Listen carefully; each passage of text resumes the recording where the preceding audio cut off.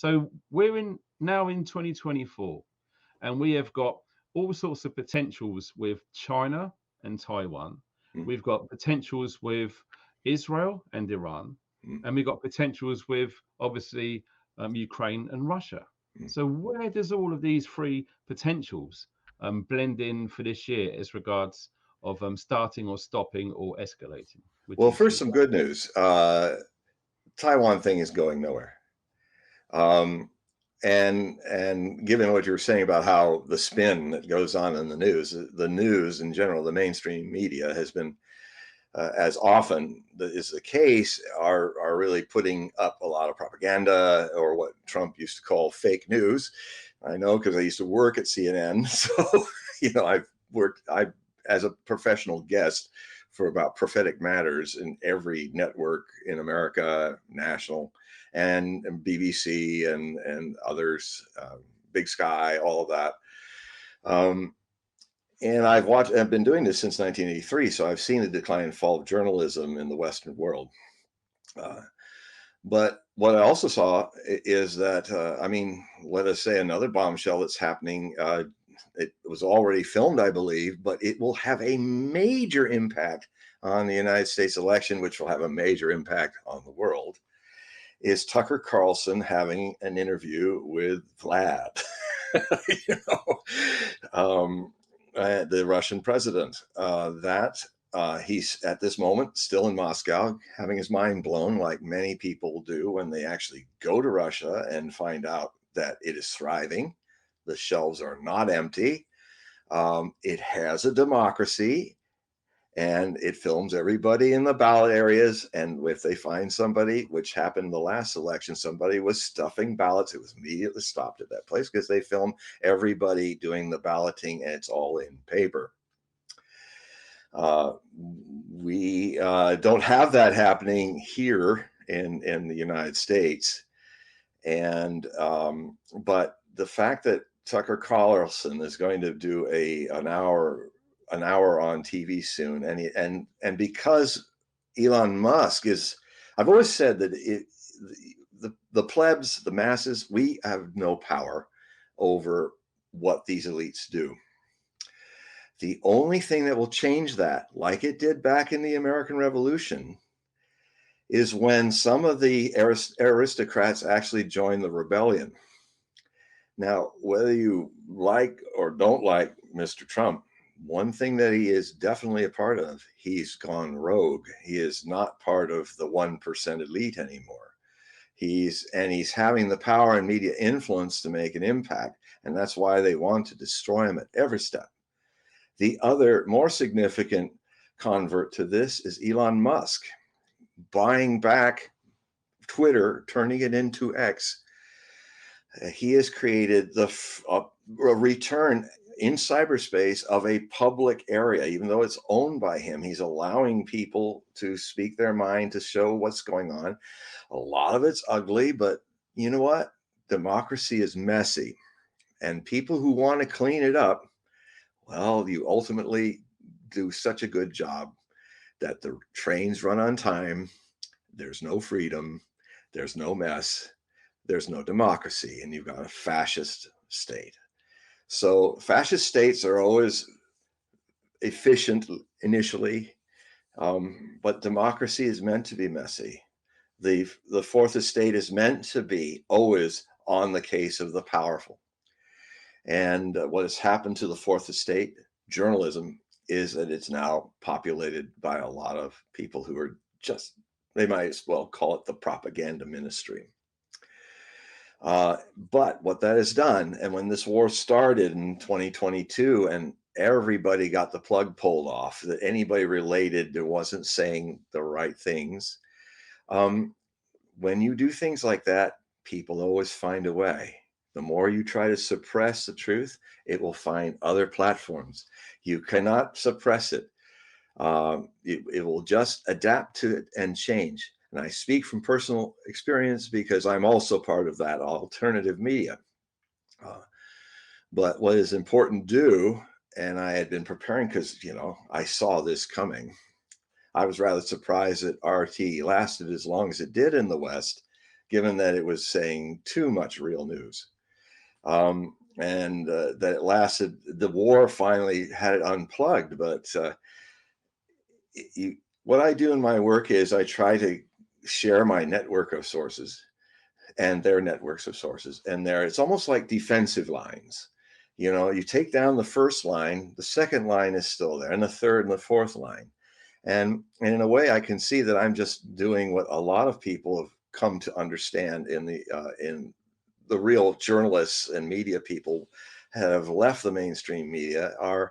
We're now fending for ourselves in this alternative media. We're free. We're constantly being pressured, but things are now happening in this year where a lot of the stuff that people like me, or people like some of you in Britain might know of, like the Duran, Alexander Christoforou and Alexander Mercouris. These are some of my best sources. How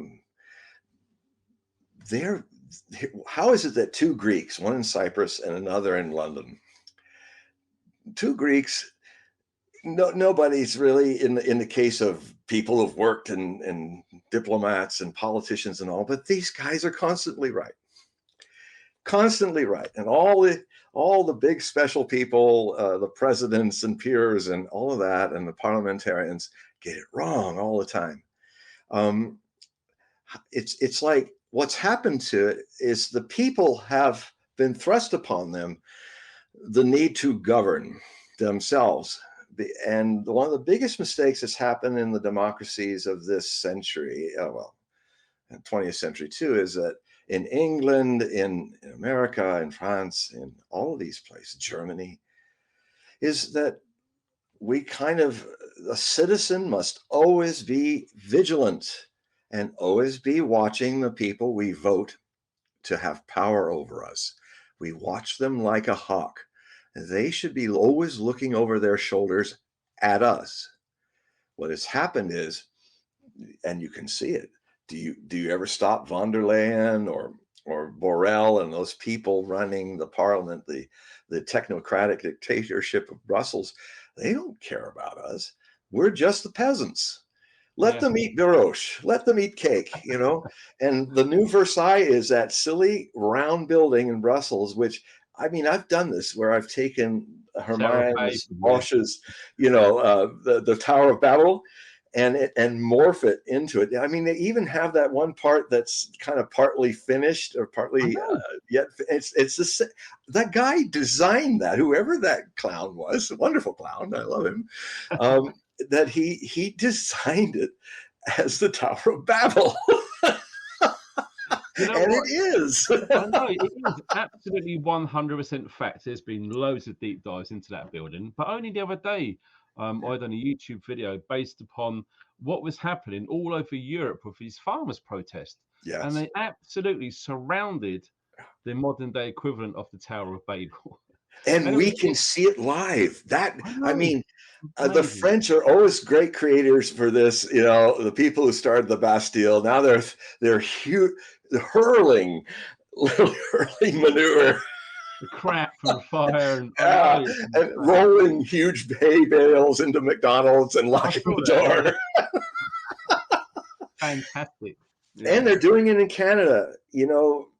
Wow. You know, the problem, I always thought Canada would be a place I could escape if things got a little too hot here, and hop over the border. No, it's actually safer here than there. I mean, they have that Trudeau bird, you know, who's and he doesn't really run things. It's England who runs the deputy prime minister, and she grew up in a family of Banderite fascists who had their little camps in Canada, wearing their little Nazi Hitler-Jugend uniforms, and you know, and so I went, oh, well, that figures. You know, when they took the law that's only for war, when the country's really threatened, and they hurled at all those peaceful truck people who were just trying to get the prime minister to come out and talk to them. Yeah. Now they're going back. They're running there again. They're doing a freedom drive back to Ottawa to get the other people out who have not even had a trial yet. You know, how many hundreds of days have gone by and they're still in prison, no trial, you know, no habeas corpus, no.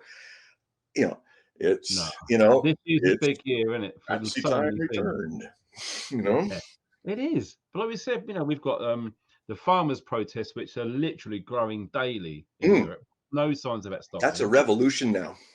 That is a I've done a revolution. video saying that. Yeah, I Yeah. believe it's sort of a revolution because other people are getting involved. But not only have we got the farmer protest per se in Europe, alongside that, simultaneously, are massive protests about anti-migration. Yep. Moreover, fighting age males coming from basically through Africa into Europe and into the UK. Yeah. It's beyond a problem now. We have the And same variation of the Goths. The yeah, Goths. I write about the neo-Goths, you know, and I tell the story of how all the Goths came and the Romans didn't know what to do, so they just let them cross over the border. What could go wrong with that? I You know, know. it's karmic in a lot of ways, because the reason why a lot of those people are from Africa and from Latin America for America are pouring into Europe and the United States is because we're not doing what the BRICS is doing now. We're not treating these people like people. We have America and Europe has been in the whole colonial persecution, and Russia and China and India and the BRICS and South Africa are now changing that. And so what I was saying earlier is, even though there's a lot of upheaval happening in the collective West and all, there is an incredible spread of freedom. I mean, Africa is now being respected. The BRICS are going to create what Bretton Woods failed to do starting this year, and it may take a few years to perfect it, but they will basically create a transit for all currencies that is used to convert them, a process like it'd be like a bigger version of the SWIFT, but it'll be kind of more like a transitional currency that carries everybody's sovereign money through paying through. And I'm not describing it very well at the moment, but that No, I is know what you mean. but it's not it's not reserve currency. It is a conduit, and it is creating an alternative to the unipolar rules-based order, to a fair-based order, to where, and this puritanical bad habit Americans have. They're isolationists. When they make an empire, they literally go across the world, stare you in the face, and tell you how you should be, because that's how Americans see the world. Yeah. And it's the first time that isolationism became an imperial power. I mean, abject, xenophobic isolationism, and they're all over the world, and they're saying, and they're still thinking they're back in mom and apple pie land. Yeah. Oh, you people, you should do this. Oh, that's not democracy. We have democracy. Well, no, Russia really has democracy. Yeah. It's just not American. Yeah. You know? But you say about the BRICS nations. Now, loads of them only recently, within the last 24 months, have been investing heavily into gold. Yeah. If they're going to be backing their currency by gold, and what you said about the Saudis at the end of last year, we are seeing a decline of the US dollar free fall right now. Yeah. And it's just a matter of time before it literally goes tits up. It'll go tits up in less than 24 months. The United States will go down in this implode, just like the Soviet Union did in 1989 through 1992. A couple of good things.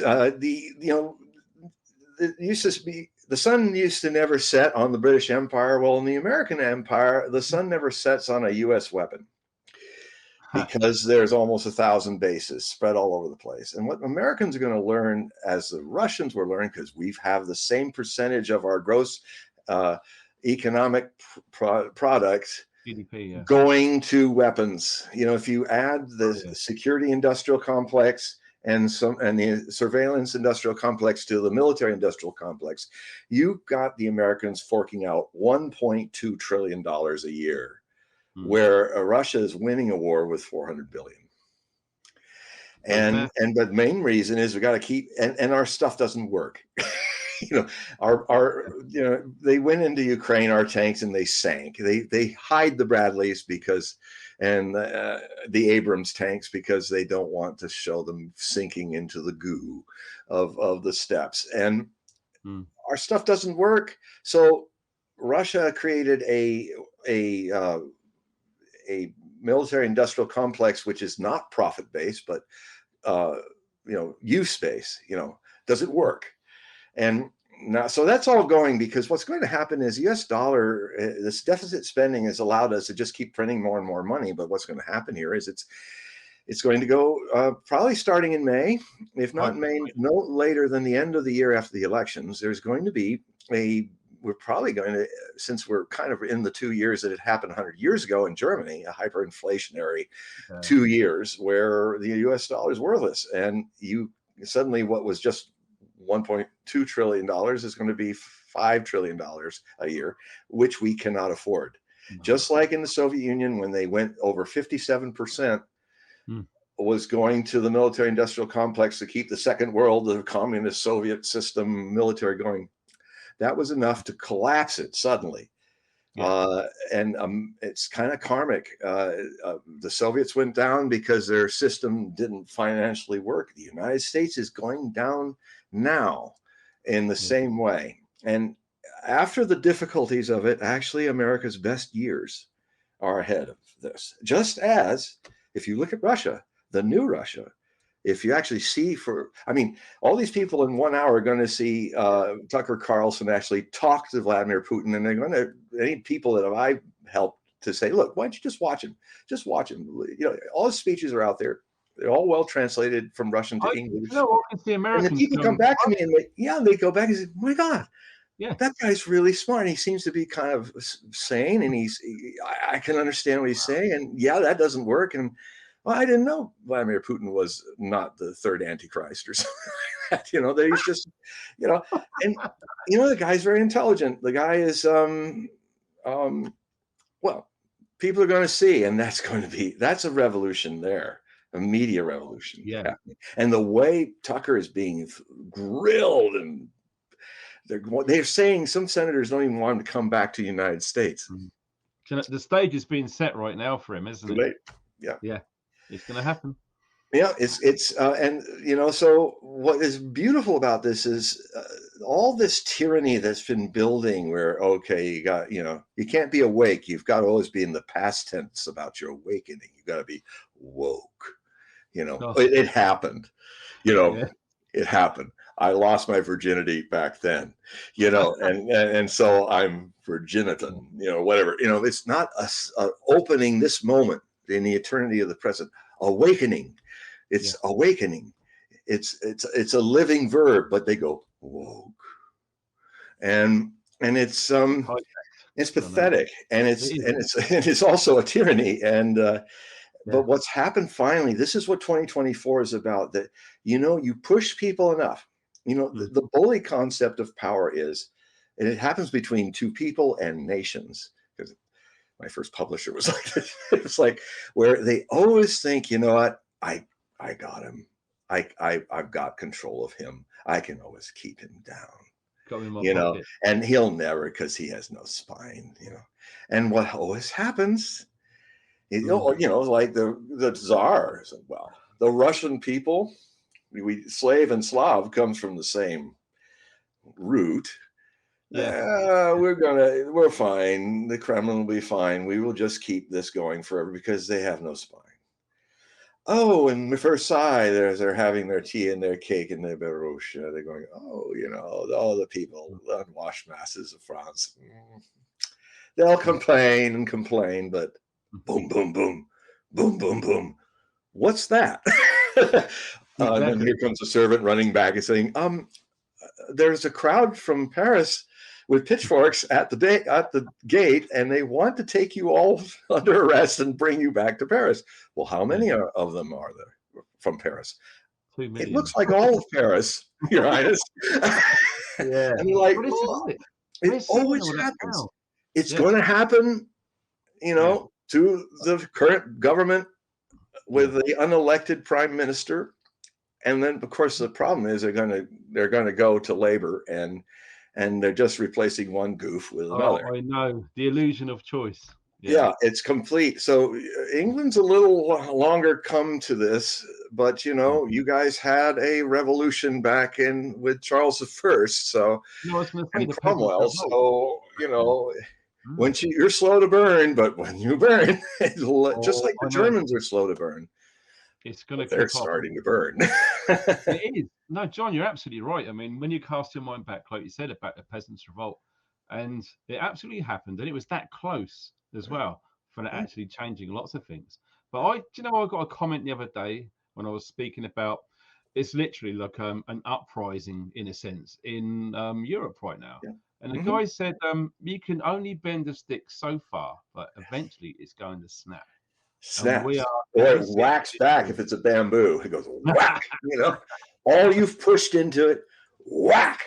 You yeah, know, it and comes that's revolution. And it always happens with when when you get into the realm of now you're making it impossible for me to pay for food. yeah. Now it's making it impossible for me to have a roof over my head because of these extreme prices. Every revolution starts that way.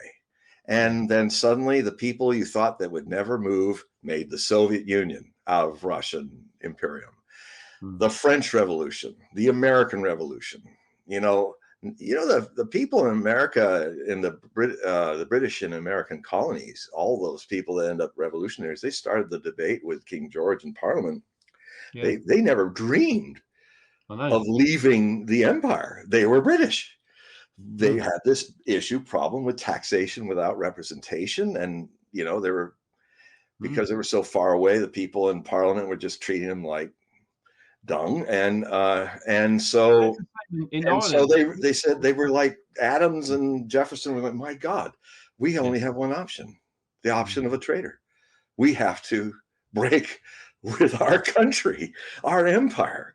And it was But look how far shocking they to came. them, but Yeah. they had no other way to go because they weren't given another way to go. It was Mm. years that they struggled with this, and then they went for it, and Yeah.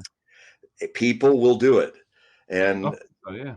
the other thing that's important about this Pluto cycle return Yeah. is that the last time it happened was an orbit of Pluto 248 years ago. And that was a time when the aristocracies were at their peak of control, aided by the other phenomenon of this cycle of the appearance of a middle class in Europe, in France, in England, and Britain, that is, and also the British colonies in America were thriving with the middle class. It was a new concept. And it created wealth, and the aristocracy wanted to exploit it, and they exploited it to a point where the people found their own power. I mean, the main guidance of the French Revolution, the American Revolution, were the middle class carrying the lower classes with them. I mean, Robespierre and Danton and all those people were, Lafayette, and all these people were middle class and some aristocrats. So, and it usually works when it carries over rogue one percenters into it who have the power and influence to help it along. So it's happening again. I mean, I've heard some pretty interesting negotiations may be going on. I don't know if they'll happen, but we may very well see a ticket that has Trump for president and Robert Kennedy Jr. as vice president. And I so hope, I'm going to be careful how I say this, but you know how it happened with Martin Luther King. You know, when you couldn't defeat him legally, you use another means, as was done to Robert Kennedy's uncle in Dealey Plaza and at the Ambassador Hotel in LA for his father. So that is looming too in this, because they're running out of options. The other in that line, what makes this year so dangerous is that the Ukrainian army is about to collapse. It's already in a political crisis. The face of the Banderite Nazis is going to be exposed, as I predicted it would be, once the Jewish Front, the comic, the fellow who's actually kind of funny when he plays a piano with his bullocks, but I've seen that. It's actually he's a very funny guy. He just shouldn't have become a president. It doesn't work. And anyway, Ukraine is not going to exist as we know it beyond this year. That reckoning is happening. Russia is going to win this war. And I would imagine much of Ukraine will disappear back into the Ruski Mir, the Russian world, from whence it came. Because the problem with Ukraine is it is an artificially bound together nation. Most nations come together to become a nation because they all want to be a part of it. But this was a nation sewn together by Stalin, by Lenin, throwing Russian provinces like Crimea and the Donbass into it. And then the land grab of Stalin and Hitler bringing Galicia, Western Ukraine, into the Ruski Mir, which has never been, at least that recently, and created this of a whole bunch of different ethnic people, half Russian speaking, half Ukrainians, Moldovians, Jews, all these people coming in, but one group decided that they were the ones to rule everybody else, the Western Ukrainians of the Banderites, which were some of Nazi Germany's best vassals during the occupation of Ukraine. And they had whole divisions in the SS. And the new picture was brought out. I'll talk about the coup that's coming, because it's very simply, I noticed that Zaluzhny, the general that Zelensky is trying to fire, he put out a picture. Every once in a while he does this, and the picture is loaded with messages. He's sitting there looking very knowingly. It's funny, when he leers, he looks just like Reich Marshal Goering. It's amazing. Maybe he's the reincarnation of him. I don't know. He's kind of looking like, and he's in his office. Behind him is that notorious black and white painting of Stefan Bandera, the father of Ukrainian Nazism. And then to the side of him is the red and black Blutfarbe, or the red and black flag of Right Sector, Protli Sector, which is the core of Ukrainian Nazism, created by Dmytro Yarosh, who stays in the shadows all the time. He's still around. He is he's been forced upon Zelensky to be his chief advisor, but he's there to watch him. So, and then here's Zaluzhny sitting with the head general of Right Sector, and they're looking at us, and the guy in Right Sector is opening a medal that's being awarded to him, and it's kind of a quasi Iron Cross. And then on the flag, I just found out from Mark Sloboda, is another good American that lives in Russia. Used to be a naval intelligence officer, and now he works in Russia, and he's a very good source. He said that the inscription on it was basically no negotiation. That was the message. So, you can't negotiate. We will get what we want. It's something basically like that. I mean, so that tells you that there's going to be a fight, and Zelensky is on his final days right now. Hopefully, he won't have something very bad happen to him, but this is coming to an end, and maybe Zaluzhny will have to play like he's fired, but he won't be out. And the generals are all on his side. None of them want to take up the position. It's partially because they're frightened of the Nazis. And so, as I always said, this war would end where the ugly face of Nazism, which is the guiding light of this horror that has overcome Ukraine since 2014, with a 10-year war against Ukrainian Russian speakers, killing thousands of them. And they fought them off until, people don't understand that the NATO for all those years was, and they've admitted it, Merkel and all these people who were trying to do the Minsk and two agreements admitted that we were just buying time. I mean, the fault of Putin is he was naive. He even said, this is something also that makes him a great leader. I watch him say what you never see Sunak or Boris or Johnson or Biden, even if his prompter told him to. That he said, well, he was asked by the a Russian reporter said to him, he says, well, I mean, you're kind of responsible for this, aren't you? I see. What do you think was your fault in all this? And he didn't like react like most people who are too weak to show when they make mistakes. He just was like, his body language was totally open. He kind of went, it was my fault. I'm too naive. I was too naive. I guess I tried, I like Europe, and I speak German, and I cut my teeth in the KGB working in Germany, and he likes Europe, and that was to a fault. He likes Europe, and then he said, I was naive. I thought that this problem. He said, I thought when the war ended that some of the people who were still like calling us the evil Soviets and all, even though that was over, they would kind of get it out of their system and it'd be over. And then I said, no, they're not. They're not stopping. Even we're not Soviet for 30 years. We're Christian Orthodox country. We're capitalist country, not communist. They still think we're back in the world in the Cold War I. And he was like, it was amazing to see. Now that is intelligent when you go, I'm wrong. I made the mistake here. And he was open. He was like happy to say it. Yeah, that's where I rare, isn't it? Yeah. Yeah, and you'll never hear that in the West. Yeah. And I mean, Hitler. Can you imagine Hitler at the very end? At the very end, when he's doing his, you're so wrong.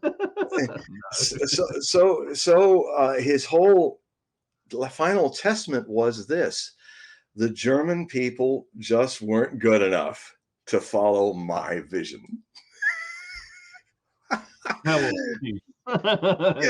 It's like, okay, as I bleed like a red boot farmer here. Yeah, for sure. But you said about Putin back then, but even from what I've been reading up on, even Nostradamus allegedly said that he is going to be having health issues and stuff probably this year. No. That's, you mean Putin? Yeah. Oh, well, if you can get lucky because he's in 70s, you can get lucky. Like Mario Reading got lucky, and too bad he couldn't enjoy it. He's one of my colleagues. He and I and 3 other people are the only people who translated all of Nostradamus's main prophecies and the prose prophecies, the Epistle of Henry II, and the Preface, and all the 942. In the whole almost 4.7 centuries since that stuff was created, only 5 of us, a club of 5 people, have tried this mad thing to do, and he was one of them. And back in 2005, he made the very interesting statement about he thought that it looks like 2023 or something. He got the date right, but it's an educated guess, I imagine. But we can get into that too, because a lot of people. He also kind of thought that that William would not be the successor of his father, and that Harry would be there. But King Charles has just been diagnosed with cancer after being in hospital, and same as the princess as well. Exactly the same admittance date. She's been in there for 2 months. They've not really said why. No one's to know. Oh, I didn't know about that. So Camilla is no, Kate Middleton. Oh my gosh. She went in on the same date as the king did in hospital, and she has to recuperate for 3 months, whereas he's being diagnosed with prostate cancer, which has only got released yesterday, I believe. And there's lots of people saying, do you know what? By the end of this year, he will not be king. Whether it comes out something to do with Diana and that crash and that death, or a death possibly. I think Mario is wrong about it. A lot of people say the people don't like. I think at this point, now if you said that in the 90s, late 90s, if the Queen had died then, he'd probably be kicked out. But I think it's a different time now, and people kind of just accepted the fact that there's an old guy on the throne, and let's get on with our lives. I thought he might have 10 years, but maybe he will. I don't know. They say it's treatable. That's some news I said that's at least out, that they think they can treat whatever this is, which is not this Voldemort, which we shall not name. So about Harry, the spare may have to be king if certain things happen that make that so. Yeah. But I agree with Alexander McCurris about this. I really can feel it. I quoted him on it because he was so eloquent about it, because he said that so that was a great age ending, because Elizabeth II was a bridge to a greater England, a greater Britain, and she literally was a living, breathing remembrance, a requiem, a human requiem for a time when, compared to these times in Britain, they don't even match. People are princely in name only, not in act. And then she was that. And I agree with him that because the very long air and waiting has been through much of her life, that there is a quality about Charles that is also got some of that legacy left. But when he goes, if it's this year or 10, that's it. And I don't know if royalty as such will linger much longer after that.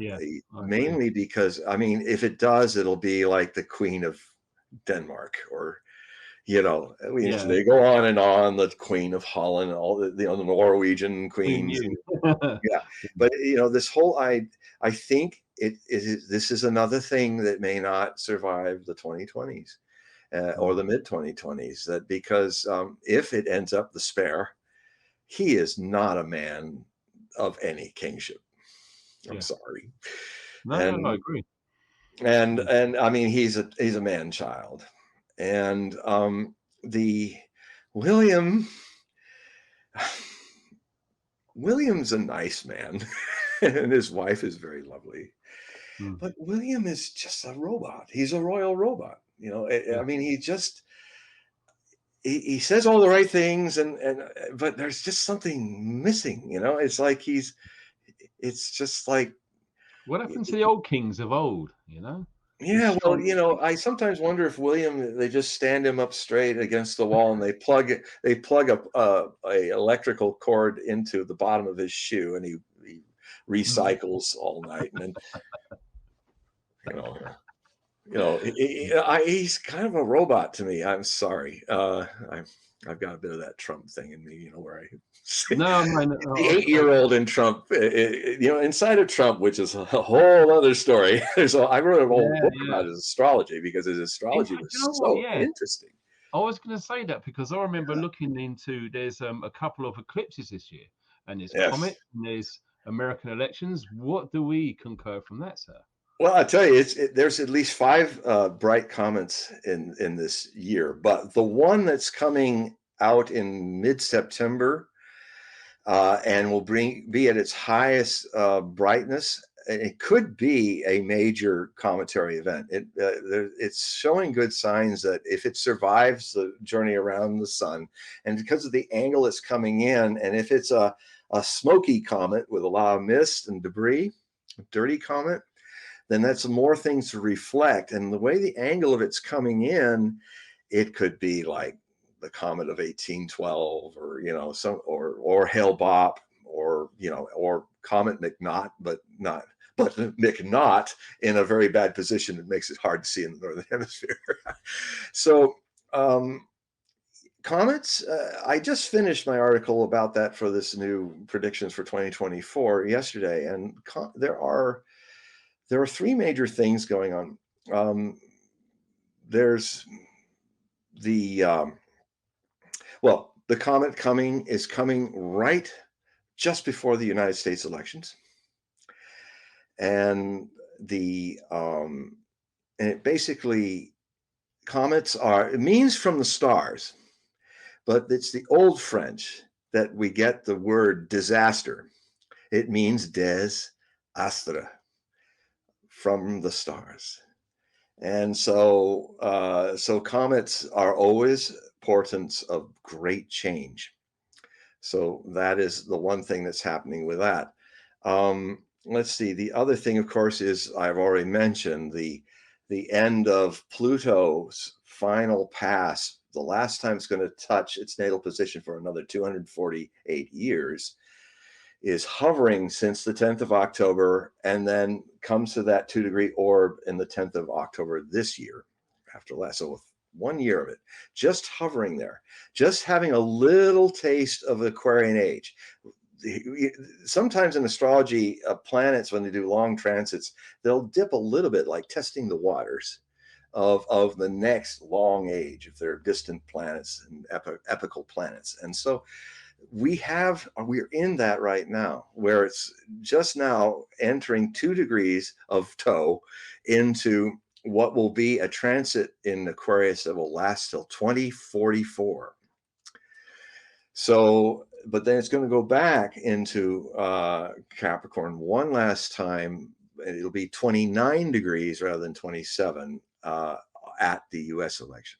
And so this portent is very powerful. I don't know what's going to happen, but I don't think it's going to be very good for how we've known the United States, because we have a real problem with stuffed ballots, and it's finally coming out now. Now on X, it's finally the testimonies are showing, the footage is showing, because of one simple problem that nobody in the press wants to talk about in the mainstream, is how do you square this circle that more people voted in 2020 than were on the ledgers legally able to vote, by millions and millions and millions of people for both candidates. How do you square that circle? I mean, this is like an 8-year-old. It's like I was saying about Trump, that Trump he said it. People, I'll say to people, you know, Trump is really, the center of him is an 8-year-old. Where did you hear that from Trump? He used to get on 60 Minutes, and he always would confess interesting things on 60 Minutes. So he's being Trump, and then he suddenly stopped, and his face softened, and his voice changed, and he became like an innocent. He said, "You know, I've never changed since I was 8 years old." It just comes out. It just comes out. He says, wow. And it's like it's his first experience. It's like I'm still that 8-year-old child. And with a real innocent voice.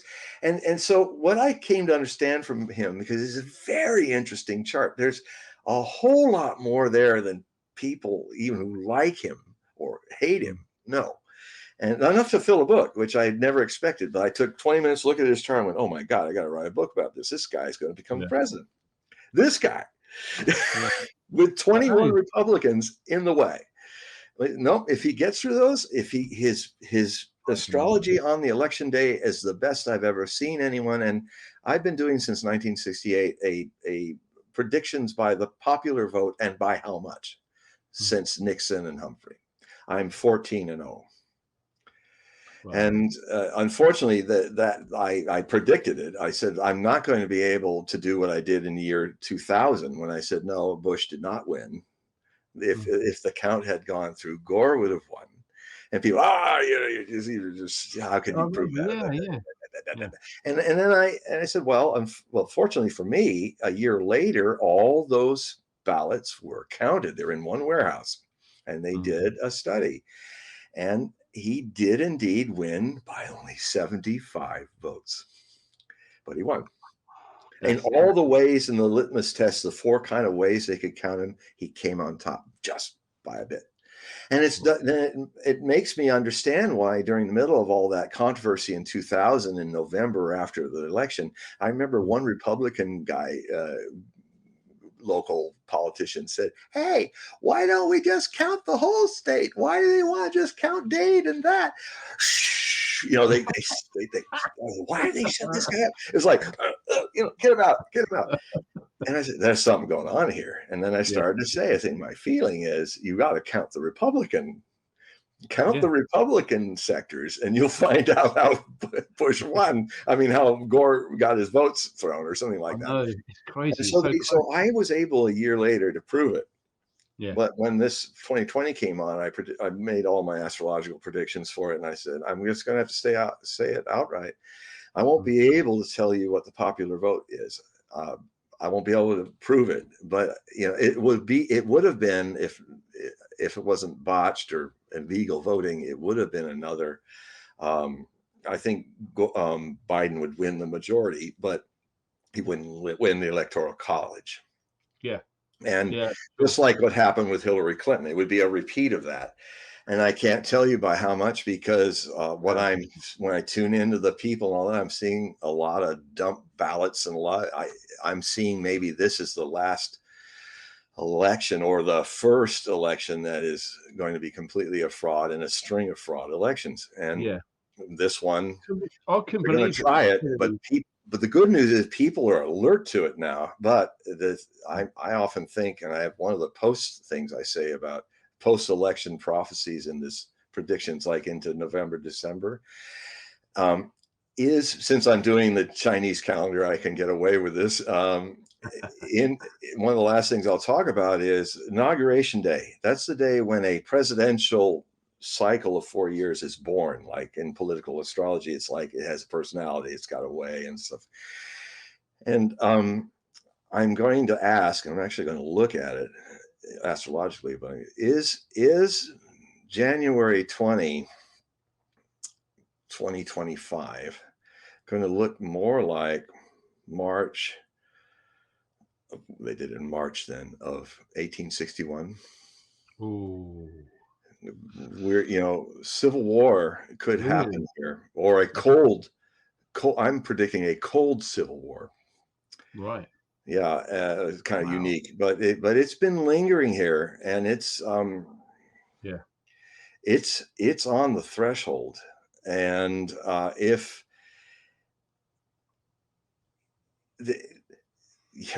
one side's got all the guns, the other guy's all the BS, and the other side has all the guns. Yeah, the woke people can go, I'm gonna woke at you, and they'll go. It's really I hope it not. really is. It's scary. Well, it is something that could happen, and I hope it doesn't. We can sort this out. I still work from that. I'm neither blue or red in this, as we call it here. It's not blue and gray anymore. It's blue and red. Yeah, the blues and the grays. I'm a free wing. Same here. Because I could not predict this accurately political things if I was equally charged up with a whole bunch of I want him or I hate him, and I'm not that. So that's why I'm accurate, because I come into it, I put that all aside and say, well, what does astrology say? And then I go, as if I had never known Trump or anything like that. I just look at his stuff, and so he has a very good chance of winning. But if lawfare fails, and I will just say MLK. If they dare try that again, it would not get away with it. See, that's the thing with this. I'm seeing now the people of the world, the masses, the people who matter, not their leaders.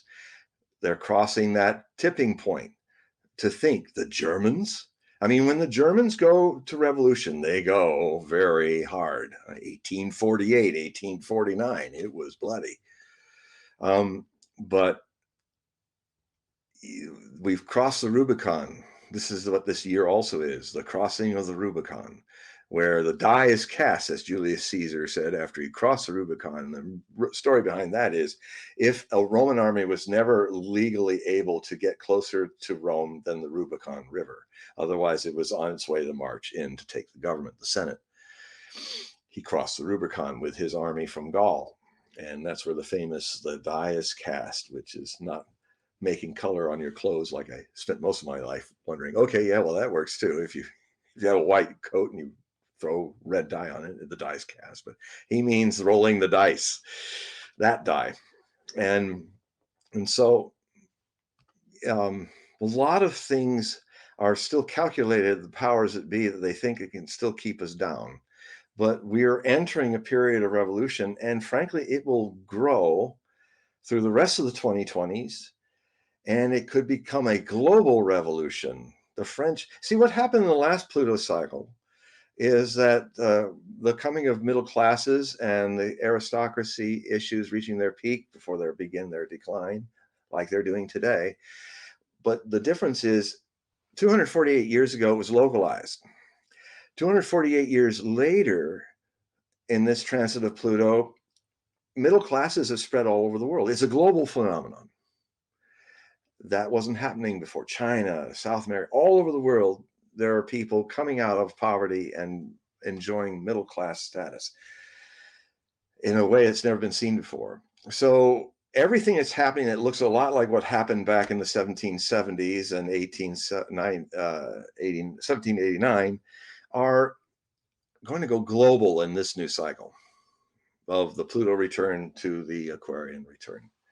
And that happens, the 4 passages of that happen starting in 2034, 35, and 36.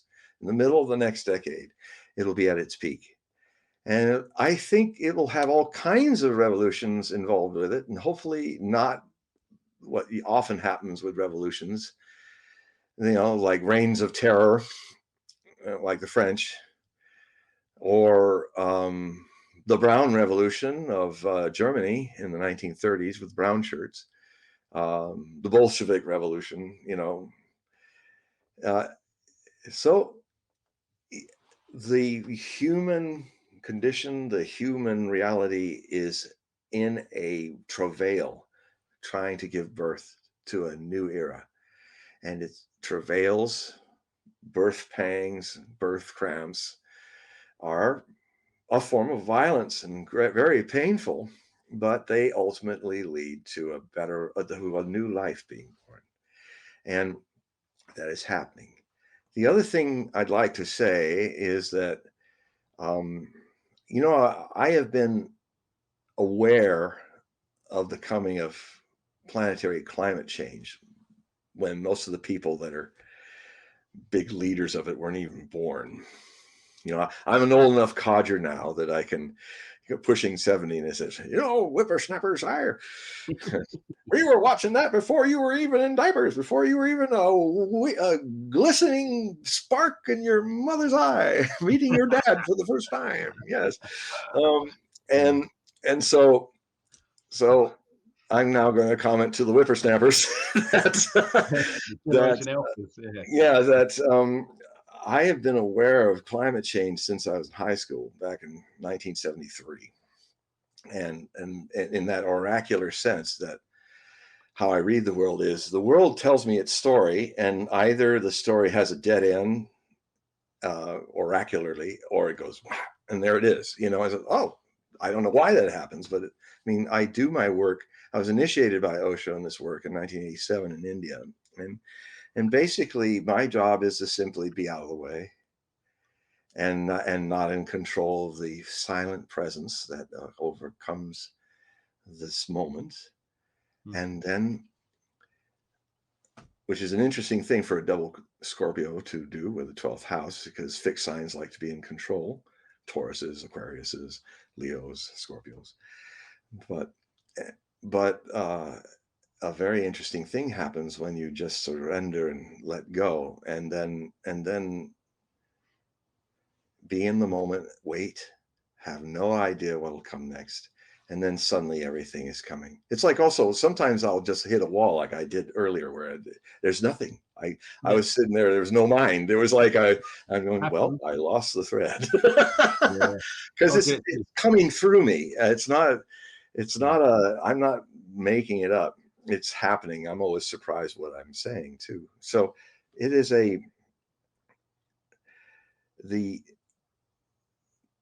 there's just so much going to happen this year. It stops me again sometimes. It's just like, I know.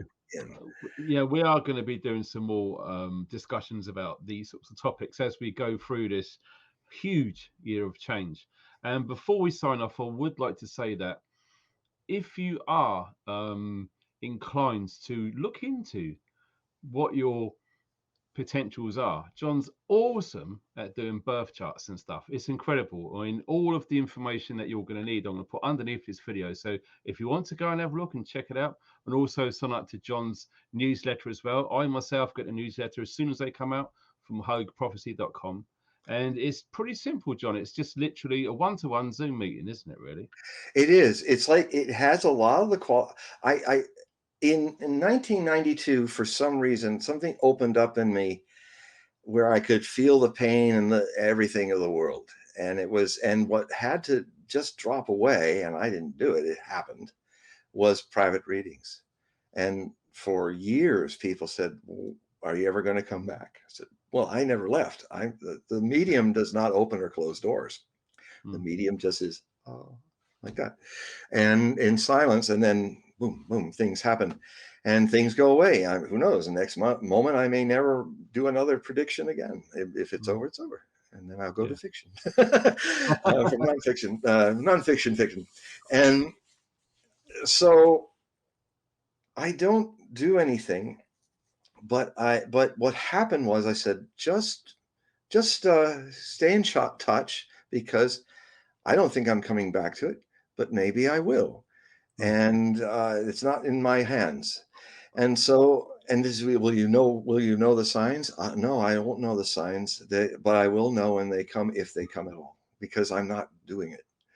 And I'll be like, oh, okay. So, because of the love of a man who wanted to invite me to this convention he had in Arkansas, he's since passed.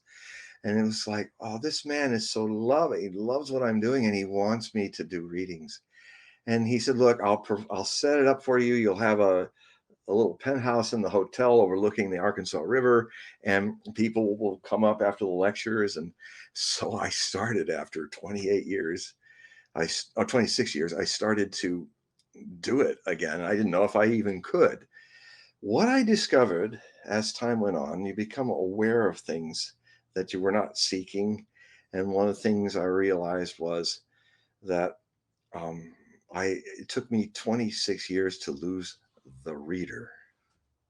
There always was a tension about that. And then in a way, I felt like it was like I had to drop away, and I didn't know what was wrong, but it felt like so many people who read, they don't know the subtle ego of, I am the reader helping you. I'm not that. I'm a doorway, and we'll come together. We'll come together and learn. Hopefully both of us will learn something as the divination happens and I start saying things. I'm also listening as a spectator. That's beautiful. I try to write it down for myself sometimes. So all Osho did was, because it all started because Osho invited me when my first book came out, Nostradamus and the Millennium, and he had it read to him. And so I was in America, and he invited me to come back to India, because he was going to do a discourse series on the golden future. And he was going to talk about my book, and he wanted me there. But that was just the doorway into a whole lot of other things that happened, where basically I wrote to him and said, I see this book's going to be a bestseller. It was an international bestseller. It was my Citizen Kane, and as Orson Welles once said you only need one really great hit, and you can run at that the rest of your life. And he did. And he was more free to even go farther than that. Whereas, anyway, so I just said, I see I'm going to be talking to millions of people. How should I present myself? And so I was expecting, he said, well, go work in the garden. Don't worry about that. But actually, Anando, his secretary, came out at the gate in front of his house and sat me down. And he said, well, this is how you do it. And I was like, oh my God. He's like, this is how you do it. This is how you present yourself. And wow. And he basically said, with our meditation techniques, which I talk about a lot in my readings, because they're marvelous, because Osho has crafted meditations that are perfect for the world we live in, with its mind amplification. You know, Mm. people start with meditation. They're like, well, I'm going to watch my breath and do Vipassana. You do Vipassana retreats, and you're going to do mindfulness. Of course, then the problem is that's not meditation because you're already full of mind. So meditation is more like no mind Mm. fullness Yeah. that witnesses the mind. And so basically, he just said to me, just relax, become empty, and feel my presence. Now, that presence is not just his, it's everyone's. I came Mm. later to understand that a real master is only giving you a context that if it can happen to him, remembering the lost Buddha, if you can stop pretending not to be a Buddha, which is essentially what ego is. I'm going to pretend not to be a Buddha, or I'm going to pretend I'm a Buddha, even though Mm. I'm already a Buddha. Mm. That's what a lot of these S people are doing, false Well, gurus. And it just is. It's like there's knowing the path and walking it. Two completely it's different things. watching the knowing. It's a layer Mm. deeper. It's Yeah. watching Yeah. the knowing, seeing that path does not exist, Whoa. and Yeah. that what is the very nature of your eternal existence Mm. is absolute freedom. Mm. Consciousness is absolute freedom. That means it is even free of existing or the burden of not existing. It is Wow. everywhere and nowhere at once. Mm. It has an influence, like you see light. You can't see the light that's making my form and my flesh face and, and the beard and all of that. You can't see it. But it's invisible. But you would not. It doesn't even care to make this happen. Mm. You know, it's like the wonderful Zen statement: "The wild geese over the water care not that their reflections are illuminated in the water, and the water cares not that the reflections are there." Yeah. You know, does the moon try to beam out of every rain puddle across a million puddles? No, there's not. Happening is not doing.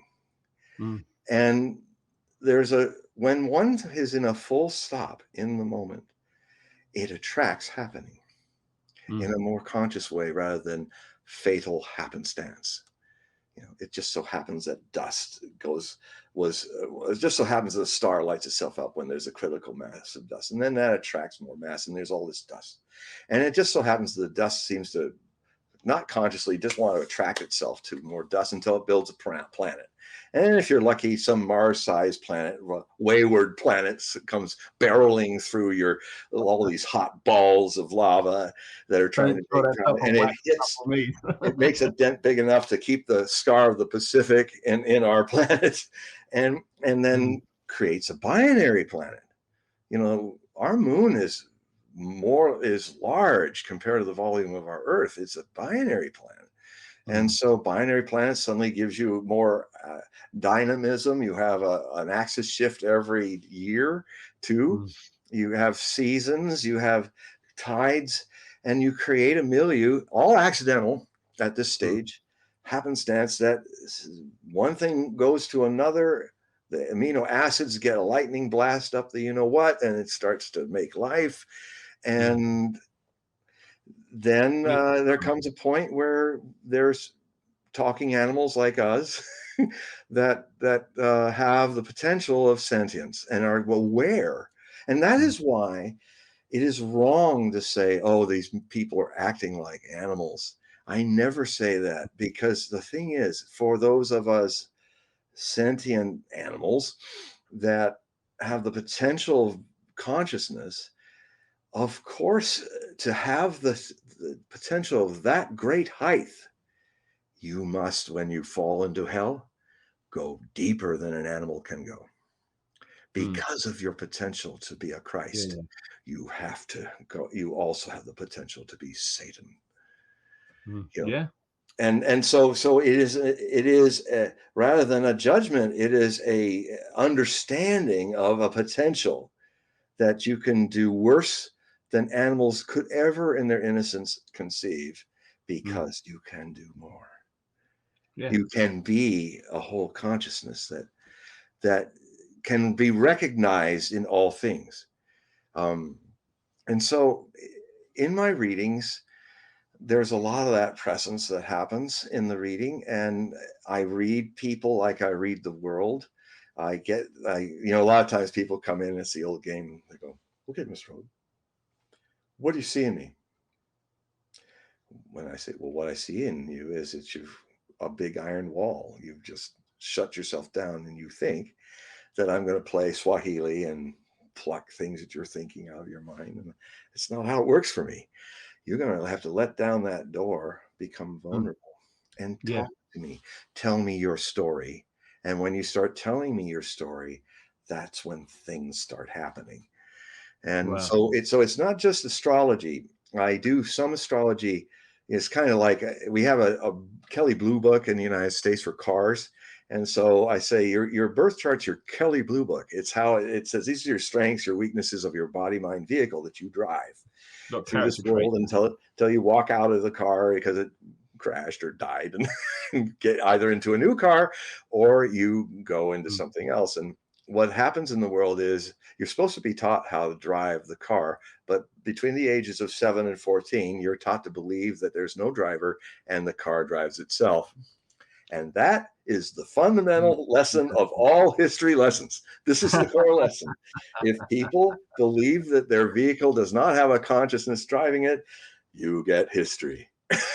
Accidental all the way. You either crash into a field of flowers or you crash into a precipice, and it's all accidental. Whether fate made this a nice situation. No, you're just a drunk that rolled into the right bush,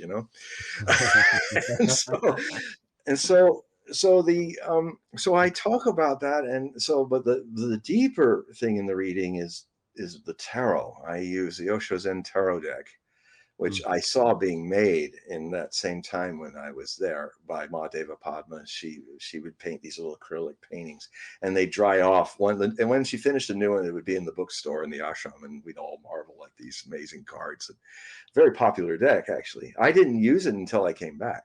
I bought it after I stopped, but I put it away for 26 years, and then I brought it out when it happened again. So I didn't even start reading until 2018. So we do astrology, and then we go deeper into the tarot. And what happens is I do just a simple Celtic cross. But if a card is telling me that it wants more, that there's deeper things in it, I'll pull that card out and do another Celtic cross.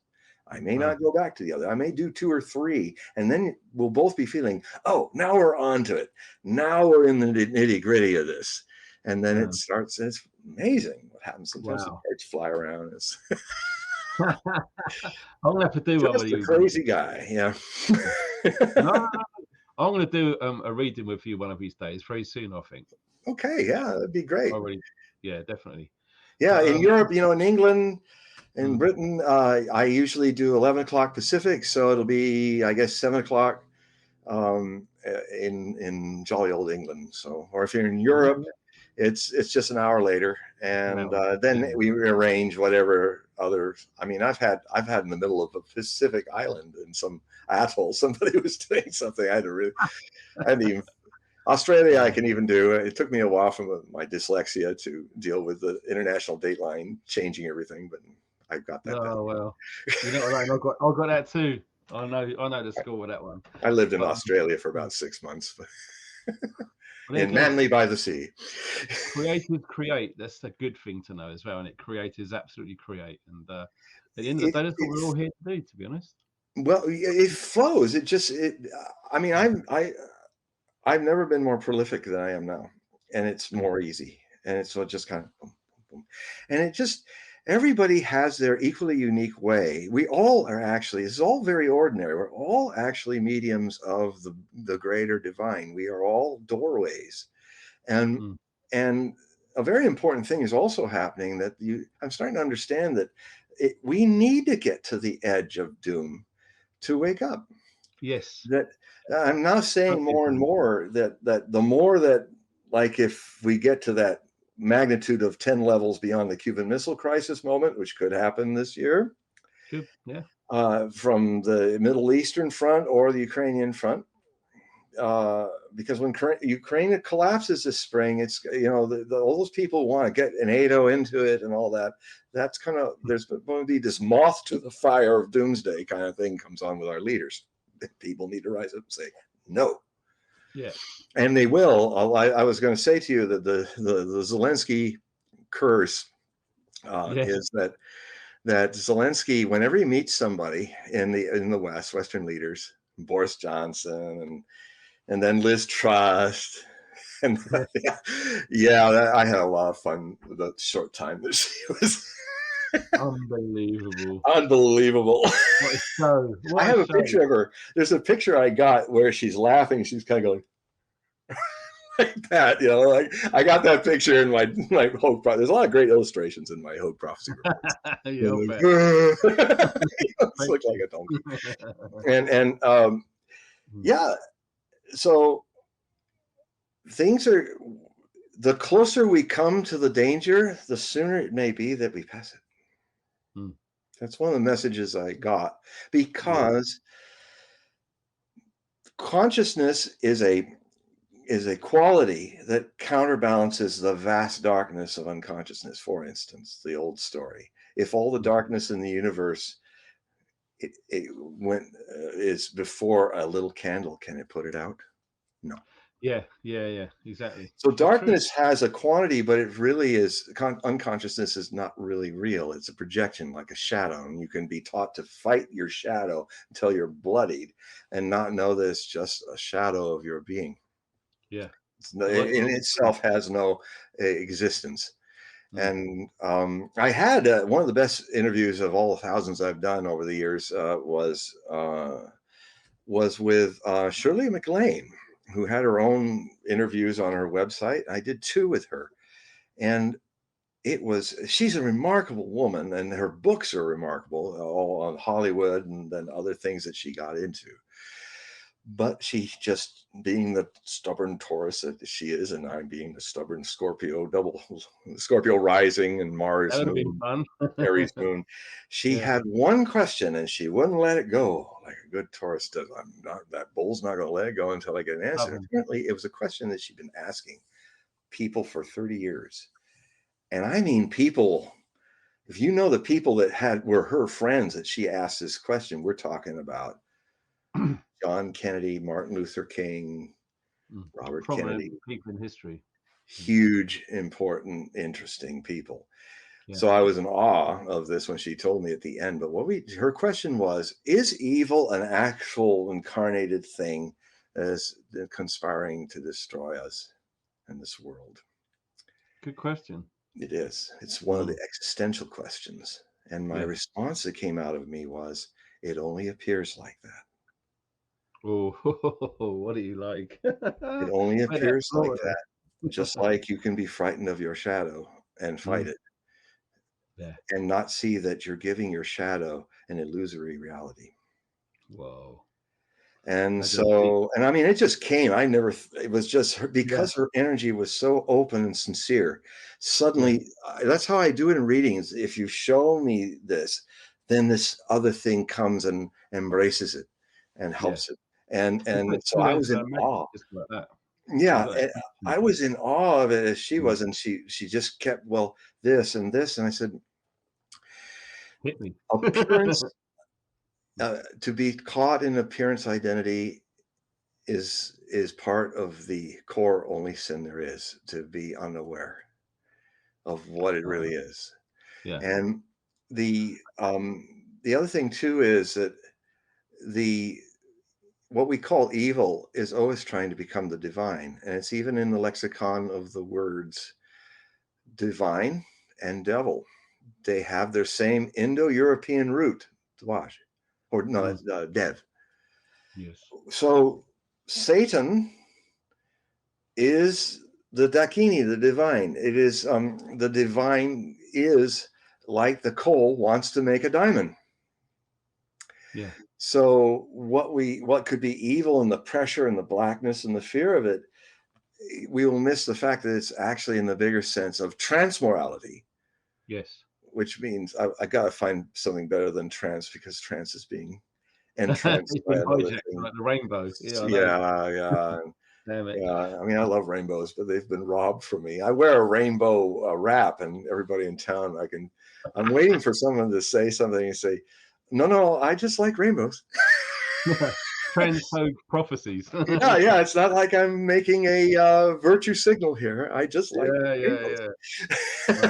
Wow. So, It's same with us. I mean, we should be putting our own energy and power into that and not allowing it to affect us based on the collective BS which they've all been brainwashed into, really. well, actually, that's what I do a lot in Hogue Prophecy Report, and I often do it with humor. I'm basically a closet Yeah. comic. I mean, I write songs, and I haven't had time to get on stage and do them of late, but like songs where if you get the lyrics as close to the original, it makes it much funnier. For instance, like the Camptown Races by Stephen Foster, famous Camptown Races, sing this song, doo da doo da. Camptown Racer, 5 miles long, oh the doo da day. Going to run all night, going to run all day. I bet my money on bow-tailed nag. Somebody bet on the bay. Now what I did to it is, yeah, a little funny this morning. The Chinese people sing this song, Buddha, Buddha. The Chinese race is 1 billion strong. Oh, the Buddha day. Going communistic all night, going communistic all day. I bet my money on Mao Zedong. Somebody bet on Taipei. Why not remix it? For sure. Yeah. Why not? Yeah. I've already done, I won't do it here, but I might get in trouble. But I already have a song for the Star Spangled Banner, and it's about Viagra. The phallic cool Yeah. And I have the terrorist love story done to On the Street Where You Live. And that goes like this. Later on. I have often bombed this street before. More than once you've seen the pavement leave your feet before. I once blew a guy 7 stories high, placing bombs on the street where you live. And oh, the overpowering feeling just to know that somehow you're near. And oh, the towering feeling, I push the plunger and you quickly disappear. People stop and stare. They don't bother me while I'm placing dynamite on yonder willow tree. Let the time go by, let it blow sky high, leveling the street where you live. Oh, wow. Thank you. Awesome. Thank you. Well Thank done, you. sir. You have to be a comic. You Mm. can't be a comics. Well, you have to be a really good comic, but poor Zelensky is not that good to be a president. But I think it's an absolute must for your own sanity if you work in the world of prophecy. Yeah. To be deep down a comic, because because if you can't laugh at doomsday, what can you laugh at? Exactly. Yeah, exactly. Yeah. So For sure. so there's a lot of comedy in my writing, and I'm very playful with the woke ideas. I'm having a field day with Disney right now. Oh, yeah. I talked about, it's not Snow White, it's Snow Brown. And that's okay, because there's a lot of wonderful things that I've seen in Latino mythology. And then I went into Macario and some of these other great, the Dia de Muertos and all of these things. But why not bring out those things and rather than take a Nordic thing and then say, this is how you can kind of help the woke people understand. If you want, let's do Shaka Zulu. It was a great South African series. I watched it in Australia, I think. Shaka Zulu, the father of the Zulus, he was the Napoleon of the Zulu Natal tribes, and played by this amazing guy. But what if you want to have equity? Well, this is how you do it. Because if you're going to have equity, if we're going to have a quota that there's got to be so many black people in a certain thing, then we have to unfortunately add a lot more white people for equity in professional basketball. White people that can't jump, but they have equity now, Or then, And then the other thing is that I said, well, okay, then equity and do Shaka Zulu again in the remake, but Arnold Schwarzenegger, an Austrian white guy, is playing Shaka. Or you do Zulu, one of my favorite films. Me too. Oh man, what a score! What that? Anyway, brilliant. But this is what you do. All the British people are black, and they're speaking speaking like South Africans, and they're all dressed in their red coats and their caps, white caps, and everything, and all the Zulus that are coming in are a bunch of skinny white people who really should put more on than take off, because they're just not as, and they're going, oh, baby, Zulu. Can you imagine the white chorus? yeah, it's like, how far are you going to take this, and then they just make it silly because it is silly. Yeah. And it's people who are not very creative, who just can't come up, people who want to tear these things down and want to be part of it. Why not be yourself and create something? I love all mythologies. Of all the people of the world, they're fantastic. Why bring racism into it? Because that's what it is. All lives matter. That's what I say. Yeah. I remember it happened that some woman asked a Black Lives Matter person. She said, "Well, don't," during a riot. Not a smart thing for her to do, because the mob mentality was high. Yeah. And she said, "Well," and then his answer was to pull out a gun and shoot her. Not a very intelligent answer, but because she was white and he was black, and it's just like, well, that's not. So I'm politically incorrect. I talk about stuff that. But that's it. When you start, like, when you're on that path, as it were, or you're progressing through an awakening process, perhaps it's when you start to really lose the fear, that you start growing, and the energy goes out there and people become attracted to it. And then the more that you keep going through that, the more these doors mysteriously open for you, the more signs that become available, and you follow them. And yes, you're going to get some real bad crap happen. It's all, you can't have bad without the good, without the bad. Exactly. There's no way that you're going to understand anything good unless you experience something bad. And it can be really extreme on both sides, and everything in between. And it's all about learning and how we carry ourselves through the bad times to sort of make it more bearable. And we keep on getting these lessons, don't we? Well, because the main thing is that binary thinking is also a smaller, narrow way of looking at things. That's why I got on this tangent from trans, because maybe the trans morality is, I think, what Nietzsche was trying to say in Beyond Good and Evil.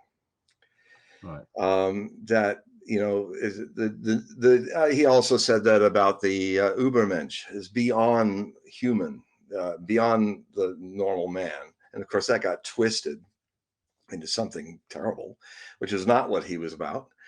And so it's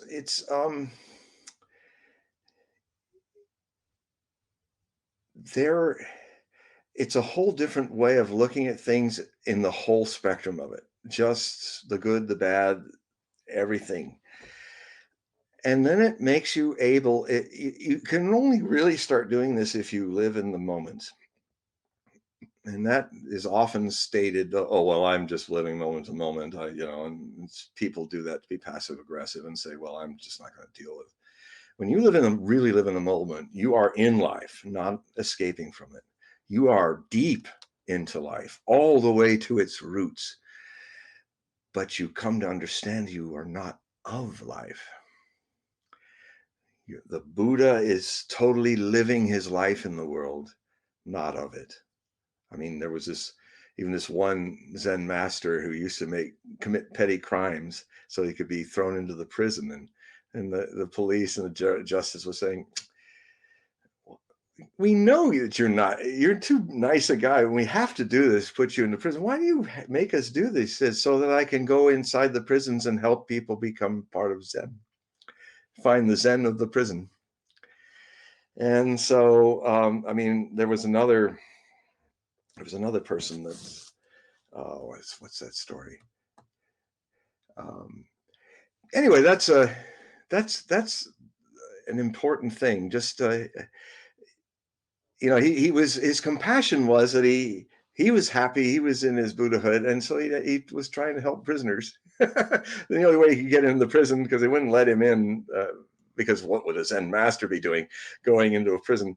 And it's just sort of like, I mean, there's a certain quality that transcends like what happened when this beautiful Japanese princess Shiono had come with a torch to knock on the door of the Zen master's ashram, and he opened the door. Yes, can I help you? And she said, I want to become a monk. Well, you are incredibly beautiful, and I think my 500 monks would be distracted if you came in. She took the torch, lit her hair on fire, and shoved it in her face. And he took it away from her. And now she's burnt, and her hair is burnt. And he says, I'm not beautiful now. Can I come in? Whoa. Yes, come in. Because that showed a quality. There is a quality in the seeking, even though it is not pushed and harsh, but it has this deep, almost atomic feeling of, I must find out what I lost. Yeah. After being born. It's life or death. My whole existence depends on finding this. Interesting. 10,000 times this in the moment. And so but it's not like I gotta find it. It might be in a therapy group, or if you're doing one of Osho's dynamic meditations where you're bouncing off the walls, which I also demonstrate to people who do readings. They're good. It's good to throw things out, but once it's thrown, then there's an even deeper urgency that is beyond. That's very surface. It's necessary to go through. Yeah. But there's a deep, deep, profound.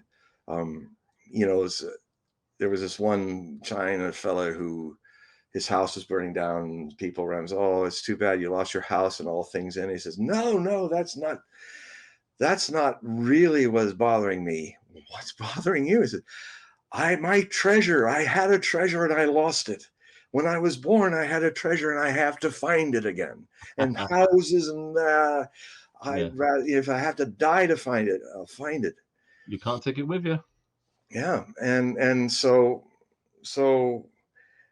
her urgency. She was years with the Zen master, and then there was one full moon night where she went with the ancient wooden rusted bucket that everybody used to get water, and she walked to get some water for herself, for her own room, and it's full moon night. The moon's very high over their head, Moon and water. a winter moon, so it's frosty, and she, once she filled it, she started walking, but then she had reverie to look at the moon was right in the water. She got And reflection. very still and was doing zazen with her eyes half open. She was looking at the water. Wow. And just became very, very still. Her mind stopped, her emotions stopped. The body was like a statue. No river, no shaking of the water. Perfect image of the moon. And then the bucket suddenly broke. All the moon was 1,000 shards of light splashed and disappearing on the path. And in that moment, that one moment, she became enlightened. Wow. So she did what all Zen people do when they become enlightened. She wrote a haiku. I was going to say, in this process, did she have cinnamon? Was she scrying, perhaps? That's incredible story now. But she wrote this comment about her enlightenment. She said, very famous haiku: no water, no moon, emptiness in my hands. Yeah. And the thing that's wonderful about this Zoom or StreamYard, all these systems that create a window to the world. It may be in 2 dimensions. Soon it'll be in 3. Yeah, it But will be. Yeah. but the thing that I've come to understand in reading people all over the world is that things are transmitted. I'm sure that that moment where I stopped and let this thing overcome me of silence, I'm sure a lot of people, even if it's a recording now, it's recorded, even though you'll be seeing me when I'm not doing it live, you will feel it. Yeah. 100%. You will feel it because it is your birthright. It is unique, equally unique, your birthright. All doors to it, all shapes of waves are unique, but the water inside is always the same, the deep, deep waters. And many enlightened people talk about that. They say they recognize each other because everybody has exactly the same source, nothingness, luminous. Interesting. Yeah. It's like when you're when the waters break and you go through the birth canal. From that moment on, we're literally being bombarded by people's opinions. Yes. Do this, don't do that. Yeah. And they all are well-meaning. Crazy. You know, even Adolf Hitler thought he was making a better world. He's talked about it. He said, I'm trying to make a better world. And his warped idea was it had to be an Aryan world. Yes. I suppose the same problem is happening in Israel right now. There's a lot of Zionists who believe just that they're making the greater Israel. In fact, the whole testament of that, I never realized this until recently, that the Mogen David flag is the blue line on the top and the blue line on the bottom between the Mogen David. I just thought it was a nice design thing. I didn't think about that it literally is the very flag is saying from the Euphrates to the Nile. Yeah. That's our land given to us by the Lord of hosts to Abraham. The problem is that the first three times he gave that to Abraham, his son that was going to be his heir was the father of the Arabs, Ishmael, because he was born out of Hagar, the serving girl of Sarah. And Sarah's child of Isaac had not even been born yet. So here's the Lord of hosts saying, all these lands will be yours for the seed of Abraham. That means Palestinians as well as Hebrews and all other Arabs. Yeah. And it is and later in the Bible, you can see the politics coming in my opinion. You can see where now they're changing the narrative for the other 7 or other bits, and it's leaning very hard. And then there's the as it does in the Quran with the other side, but those, it's like what I did with the book of the Hopi. I made sure to go back to just the original prophecies, because when something becomes popularized, whether it's a religious idea or a phenomenon like ufology, it would be altered. It's completely turned into a big, beautiful mess of myth. So I went right back to Frank Waters and Rolling Thunder, and that's all I used. And so, in the same way, I contend that the first 3 statements in Exodus or Genesis, I don't know which one now, but I used them, I quoted them correctly. And I said, well, you can't amend God unless somebody is doing it for him. And that happens a lot in religions. They are big kind of corporate exoteric things that tend to stomp on the esoteric. Even the Messiah is turned into some false myth. Osho was funny that way, because Osho let Ma on Sheila actually create a religion, but it was totally a device. He said, well, I will do Rajneeshism, and it'll be, oh, that's good. Well, why don't you go ahead and you become the popessa? So he helped her design the outfit, the red outfit with the shawl and all that she was wearing, and it was, and then when it finally, she just couldn't stand the heat of the reality of how what she was doing on the ranch was not what Osho in his silence for years taught. And he didn't change anything. He just started talking again. And he said, well, if my truth doesn't harmonize, and things will take their course. And so, and he was never our leader. He was just our guest. He could always go. But so many people coming, we had to build a city, and we had to have political structure. We had to do all that stuff, but he was just sitting in his room mostly.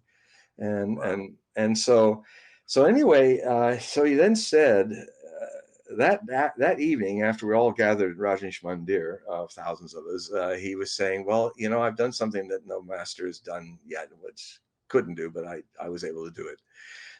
Most of the religions are created after they're dead, and they can't have a say about it. I created the Rajneeshism, little book of Rajneeshism.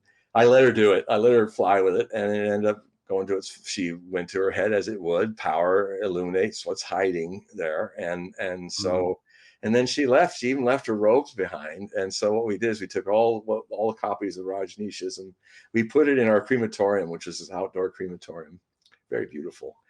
And then we put her robes very reverently on top of it and set the whole thing on fire.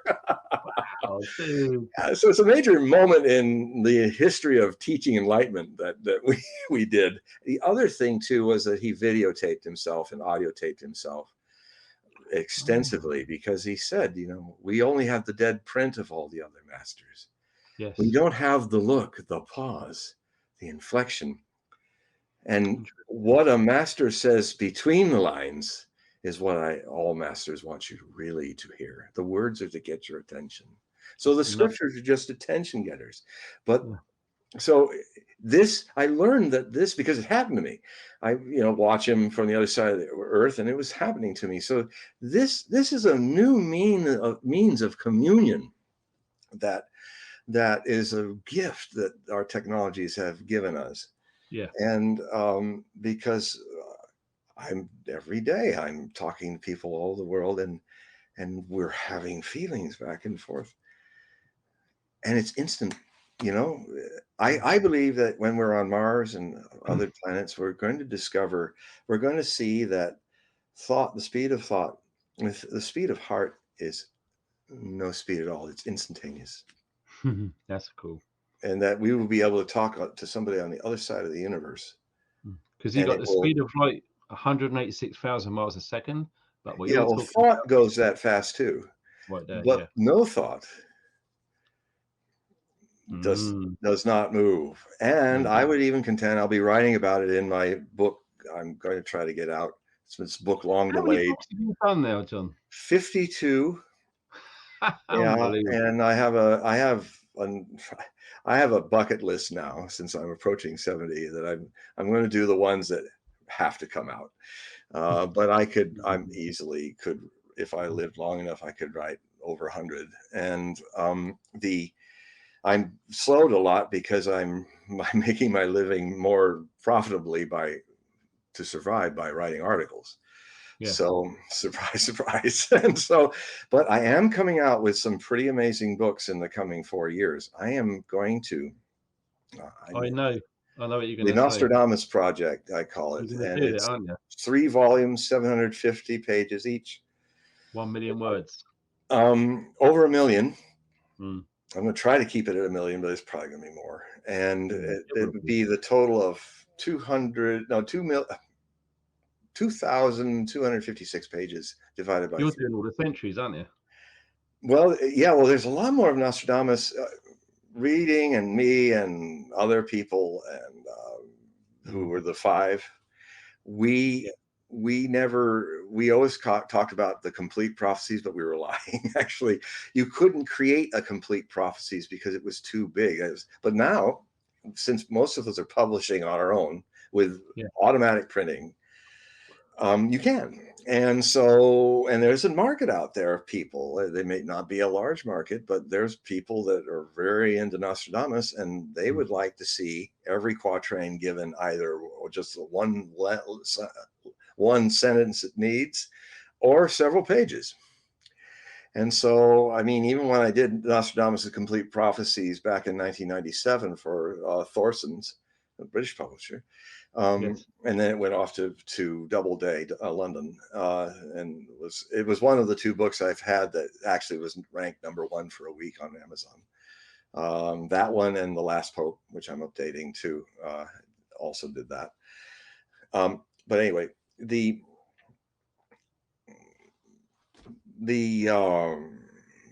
left me with 950 pages. They wouldn't give me any more because it was just, and then what I had to do is truncate my answers. Well, I'm not doing it with this one. No. They're like short stories. Each one is a story, and some of the stories are connected, and sometimes you enter the story out of sequence because he threw all the prophecies up for where they'd fall. Exactly. And so I will be saying, this is the middle of this story. We enter the story at the middle, and now the beginning becomes the end of the story. And so a lot of them are intertwined. They're like puzzles. And I'm the only person who's seen that because I've spent the decades. I built my own computer system of words, my own filing system, so that I have every word Nostradamus said, and I've translated in Old French and modern. Right. And so when you get so immersed into that, you start to see these patterns. A classic pattern is the famous Mabus prophecy. Mabus will soon die, and there'll be a terrible destruction of people and animals. Mabus is the name for the third Antichrist. And it comes up again. That's in Century 2, Quatrain 62. And then the second thread of the story comes up in Century 8, Quatrain 77. So the third Antichrist will be very soon annihilated. So quickly dies Mabus, third Antichrist. These, in my feeling of words, are variations of word bridges. And they're not. The problem is Mario capable Nostradamian, but he got in a trap of trying. He found a pattern in Nostradamus, and then he tried to attribute that pattern to all the prophecies, that all the quatrain indexings are dates. What I've learned is a Occam's razor moment I had with Nostradamus in the beginning. I realized he's not hiding order in his chaos. This severely dyslexic man is chaotic. It's chaos, but chaos, because it's the mother of order, sometimes creates patterns, but they're only temporary. Do you know what? When you was just talking about that earlier, it flashed through my mind. The quatrains. Have you thought, or have you tried about running the contents of each quatrain through gematria for numbers? Translating. You mean numerology, like a numerology? Gematria. You can go online and use a gematria calculator. So you basically type words in, and it gives you certain sequences of numbers. Yeah. Because I think it was Tesla said that you can communicate through the universe via numbers and frequencies. So when you've got sounds, words converted into numbers, patterns leads you down all sorts of wonderful rabbit holes. It's just a thought that pops. It's a thought, but there's already a message there, and there are already patterns and harmonies beyond going into a mathematical reverie. And because I'm going to not just do there have been a lot of his presages. There's been at least 11 that have been discovered that weren't in a lot of the other things. I have on the board off camera over here a huge cork board full of rectangles with all the quatrains laid out in their translated cork boards, and also in a color code to take them through the stages of writing and editing. And it gives you literally a graphic view of just to what extent all the prose prophecies of Nostradamus, word for word, are actually more numerous than all its quatrains. Wow. And I mean, everybody knows the two famous prose prophecies, and I may actually pull them out in the next few years before I start releasing this in 2026, end of 2027 and 2028.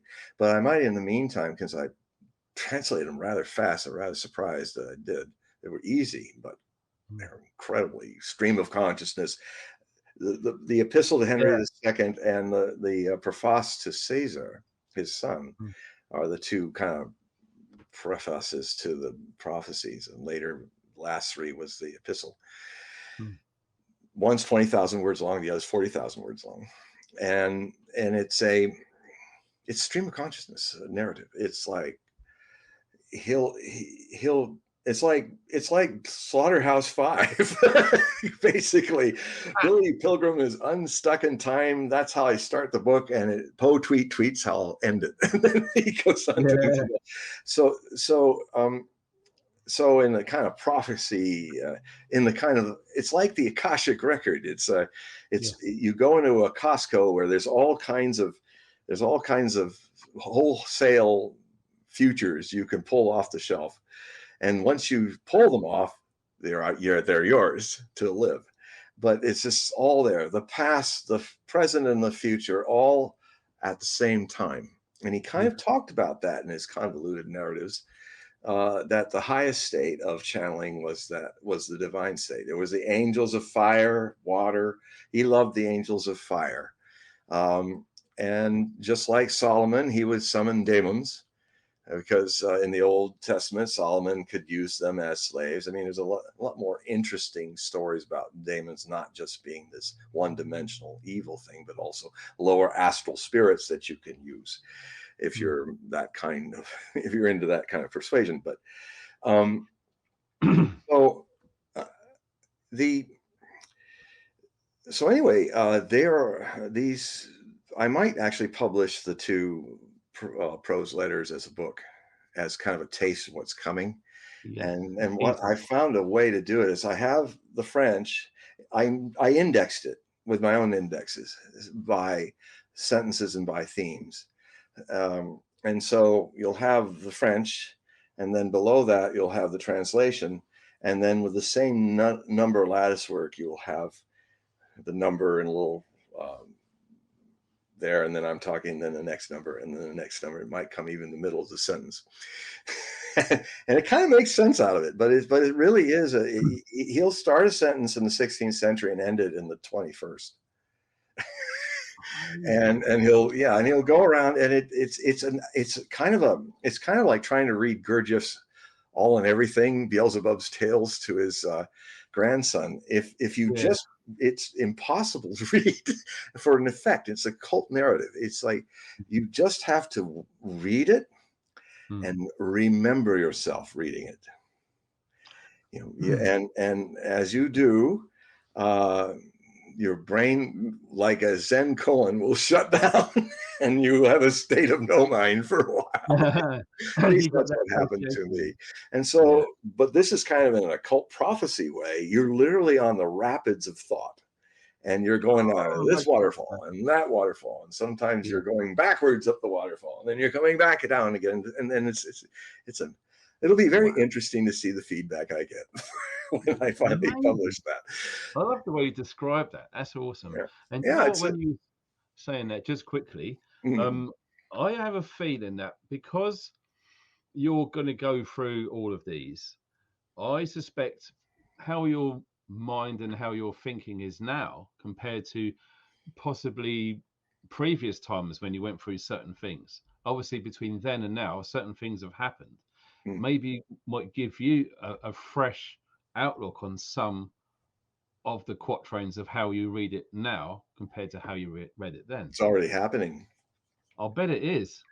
No, it's like it's coming to. It's amazing because I've been doing this for over 50 years, and you're looking at the last Nostradamian scholar who's really done all the work that really requires, so that it's not some flim flam Fleet Street number, as most Nostradamus people do. Everybody's Nostradamus, and They don't know how he thought.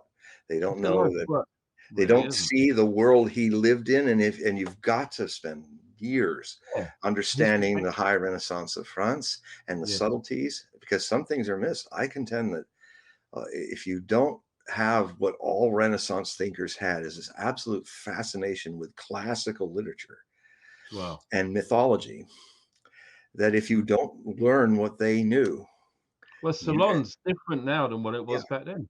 That's yeah, just right. and what happens is a lot of his keys to opening up what he's talking about are classical metaphors. They're all over it, and classical biblical metaphors as well.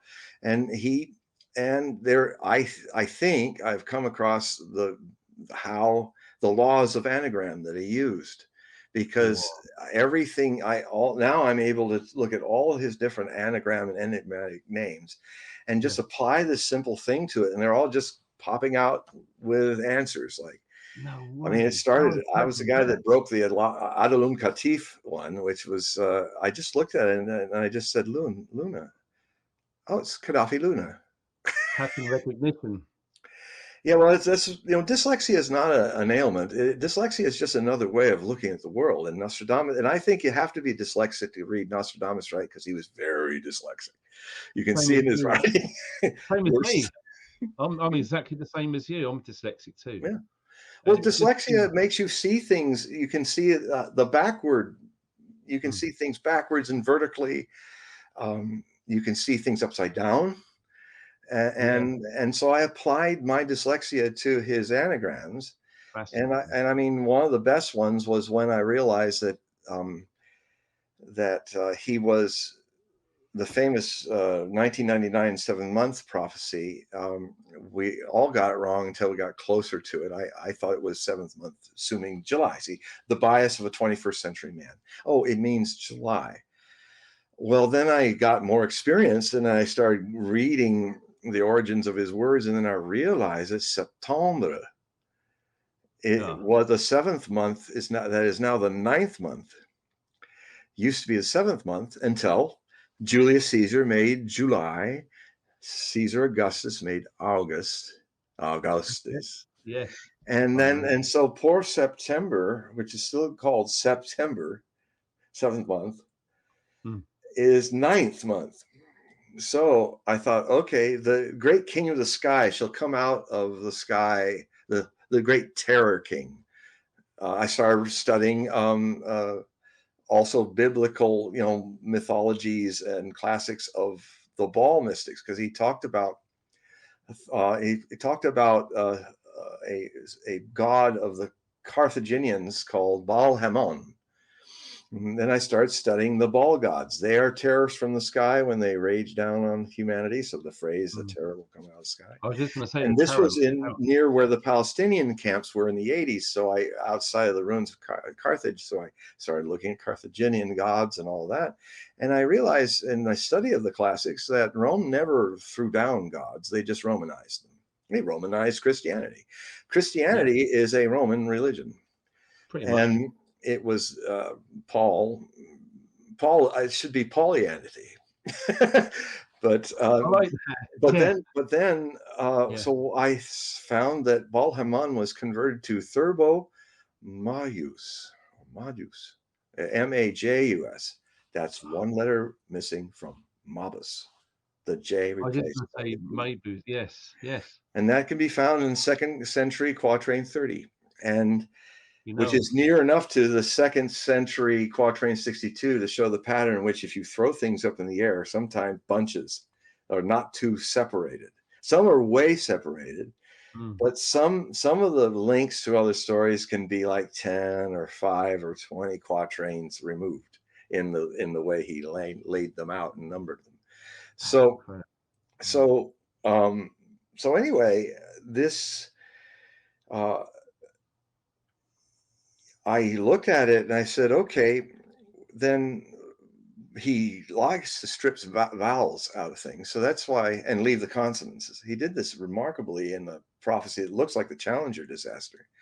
It had in Greek all Do the you know what? consonants. I can't believe you just said that. I Yeah. was talking about that for a Mandela effect. I'm convinced that the dates that happened was about a year prior to what's being said everywhere on the internet. And I can pretty much prove it because when I saw it at this certain school, Mhm. what they are saying, if it's to believe that that happened when they said it happened, I would have been at a different school. And my memory watching that live on Mhm. television at school was a completely different school. And I've since had 5 people email me since I've done that video concurring with what I said, going against massively what has been put out there when you start talking about the Mandela effect. Well, the thing that yeah, I'll have to pursue that at another time Yeah. and check that Sorry. out. But the thing that I was there in the quatrain was the Greek approximation of th uh, uh, theta lambda and then another let's see and kappa and in Greek. So they were out of sequence, but when had I had this idea. He's talking about the thing that caused the thing to blow up. So I thought, okay, I started studying, well, who made the rocket booster? And I found the name of the company. And that made me think, well, here are the consonants. And all I need to do is go O-O-I-O and the missing vowels. And I get Morton Thiokol, No way. and so, it's like, Bloody hell. and guess what? Another interesting thing. Yeah, it's kind of like it was every once in a That's while what I in wonder this, about. every once in a while you have these Indiana Jones, here's the Jeez. covenant, and now let's get out of here before it melts our faces. And so I looked at the 1999 seventh month prophecy in a similar way, a reversal of sequence of numbers, as he sometimes does, like in his Penelon anagram for Poland, Polone. The OOE has to be reversed to EEO, or EEO has to be reversed to OOE, and then it becomes Polone. When you then move the L 2 steps forward and drop a redundant N. You have the right to drop one redundant thing. If you have redundant A's or E's, you can either use them or drop them. And when the puzzle looks almost complete, you can put in the thing that is missing, because if it's almost spelling, Polone is another way of saying Poland. So that's one way. The other is that so I'm looking at this and I'm saying, well, it wasn't July 1999. It's September. It's July 1999 September month. That's literally what he's saying in this written out number. So okay, seventh month, September month. Okay, then the next hint is, if it's a king of the sky, and it's all sounding very much like a couple other prophecies that are part of this, the 3 that are part of the 911 attack. The Hollow Mountains, latitude 48 of the new city. Great fire will come out of the sky and great scattered flame. Like. And of course, that was being played out in the media globally, Yeah, wasn't it? yeah, that was one of the big shockers of that. Just like Notre Dame fire, which I wrote a book about, and the conspiracy to burn it down. Like that. Yeah, and so anyway, I went, okay, 1999. What do you get if you just reverse 999? You get 9111, September month. Of course. So 9th month, 11th, the year 1, September. 2001. Yeah. So it's just like, oh, well, there it is. So they're doing the whole body of these books in 3 volumes. I give Nostradamus the space to really go through every quatrain. And a lot of them are just one-liners sometimes, or a little paragraph. And when they absolutely make no sense, I usually crack a joke or make it into a joke. But there are some of them that just, some of them are 20 pages because there's so much going on there. Yeah. So I had to go through all the theme books of Nostradamus that I've done, and then distill those down into a way in which, and what's coming next is in another few months I will have all of them, the primary prophecies, all in rough draft. From 2019 to now, with all the other projects, I am now coming very close to a milestone where I will have pretty much what I want to say about them and update it as I go if things change, leaving an opening for an update that I'll write just before that volume appears. But then I have to start the thing of reading them from the beginning and tying them all together as they come at you out of sequence, and reference them. And so that's the next big wave. But that's going to be easier than the wave that's taken years to do. But it'll be as if all of that million words is floating around in this big brain case of mine, which is surprisingly similar to Nostradamus's. And so, are you doing these in volumes? Are you? Are you plan to release these books in volumes? I'm releasing them generally in the same way he released his prophecies and serialization, in 3 waves. And so I can't make them all chronologically fit that. So I'm even translating Horus Apollo, which is his hieroglyphics, treatise, which hasn't been translated. And I'm translating into English all of his prose prophecies from his almanacs, which the funny thing about the almanacs is they sometimes jump way into the future. Most of them just hang with local history from 1550 to posthumously at 1567. So, but it's a vast, I mean, we're looking at, it also depends on how you judge what a prophecy is. If it's just the 1 quatrain unit, but there's a lot of prophecies in the quatrain 4-line poem. So I'm going to index them by sentences. And so I have my own indexing system for that. It kind of follows what Chavignard did, who's a great Nostradamus scholar in France. I rely a lot on his work. It's really good. And so he had the same problem, and I'm going to quote him and say I'm going to use Chavignard's indexing. It didn't exist. There was no index. Only the quatrains have indexes, but all the prose did not. So I used my own system for the other 2 big ones. But anyway, I will do it. And we're looking at 5,000 prophecies. Gee whiz. At least. I hope some of them come out in hardback, like really good. Yeah, I'm planning to do well. Yeah, because it's like, this is like a 3-volume Bible set, or the Nostradamus Britannica, or Francoistica or Swastika or whatever. And it's definitely going to be a hardback. There's going to be a trade paperback, and also a ebook. Wow. That's how I'm down for the hardback versions of those for sure. Yes, definitely. Absolutely. Well, yeah. Fortunately, in the time that I still have before I have to face that that hurdle, things are getting, more options are happening. Print to order for hardbacks is actually getting better and better. And yeah, it's funny. You wouldn't think, I have a feeling it'll do really well because it's I'm doing something that's never been done in Nostradamian history, and it'll be my swan song, my farewell, is I'll leave behind me this massive work. It's kind of like, it's the closest thing I can think of in an operatic terms, because I was an opera singer once, I was a protege of William Chapman, New York City Opera. I had a big career. Yeah, didn't sound too good this morning, but that's I'm a little flummy today. But but anyway, I often compare this to the 25-year project that Wagner took on to take Siegfried's death, and there's more stories, so I got to have the young Siegfried. There's more stories, so I have to do the Valkyries.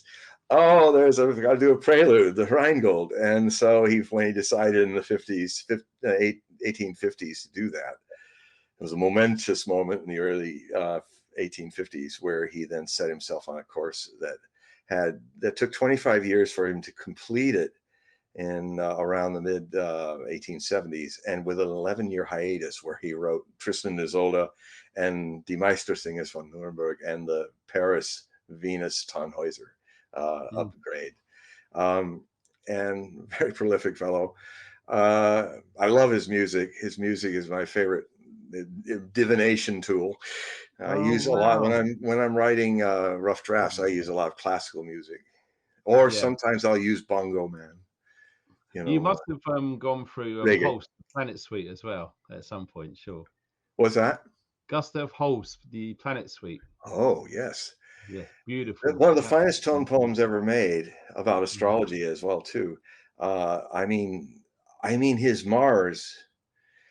Yes. You could picture any war in any time, distant future, Star Wars stuff, or cavemen with big rocks, and the themes that whole I'm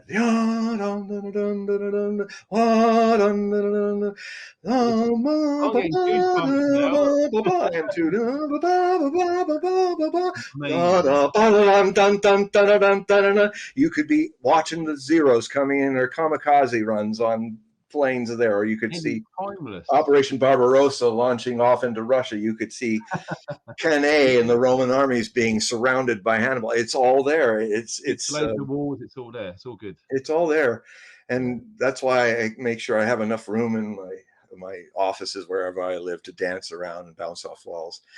I should have a Hogue cam like they have with hawks in a nest somewhere in a skyscraper. The hawk cam. Webcam. It'd be funny because sometimes when I'm writing like that, and then suddenly I get into a state of ecstasy where I absolutely freeze. And the only thing that's moving is just tears and a big smile. And then I'll be absolutely still. And then I'll go back to typing 80 words a minute, or I'll dance, or I'll cry my eyes out, or I just, it's very it's quite a scene. It's absolutely beautiful, man. It's a beautiful life. I mean, why wouldn't you want to experience as much as you possibly could? I love what I'm doing. I do it 7 days a week. I work every day. I work on holidays because I love it. It gives me joy, and it gives as much as it takes. And I'm enjoying being old. I'm enjoying to see all the hard work I've done over my life. I'm now reaching a point where it's reaching a level of accomplishment, and it's much easier to do now. And I have more time for what it inspires. And it's all coming mostly, I think. I wouldn't be the person I am if it wasn't for my meeting with Osho. I knew you were going to say that. He was the most amazing man I've ever known in all of my lives. Wow. And I was his bodyguard, and I was his night watchman for a time. And a lot of my ideas for books gestated in those high tropical moon nights, being just a few feet away from where he was sleeping. And I think he was a part of that. And there's one thing before I forget. It's a really remarkable miracle thing that happens in the holy hour of 3 a.m. in India, at least in Pune, India, is from the west, you hear a wave of bird sound from distant miles away. Just as 3 o'clock happens, it goes very rapidly like a sonic wave, where all the sleeping birds, suddenly they go, blah, blah, blah, blah, blah, blah, and go back to sleep. And it goes off to the east. Wow. Every night I was there, it would happen at 3, and then I'd start hearing all the Hindu priests start to do their prayers. It was magical. And one time I listened to a sitar.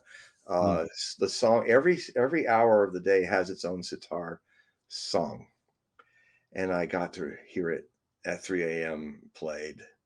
And you have to hear them at the time that they're allotted, because they really connect with the hour. I'll bet. And it's just, I mean, Indian classical music is remarkable, and Osho was really steeped in music, and It's the And apparently frequency. Wagner was his favorite opera composer too. Oh, really? Well, for Wales. Getchner, he called him. He couldn't, because I cannot pronounce that man's name. Wagner. Wagner. Wagner. It means Why wagon. He's a wagoner. Richard Wagner. Wagner. Yeah. But That you know sounds like what? an actor. He could have been the actor. You know? He could have been, yeah, like the other guy. But when you were saying about going back to the lady with the moon reflection in the water, and you were Yes. saying just then about the 3 a.m. thing and Osho just asleep over there. Have you ever tried to sort of go back to find out the first time you was ever in Osho's presence and looked at to the date, the times, planetary alignments of that time?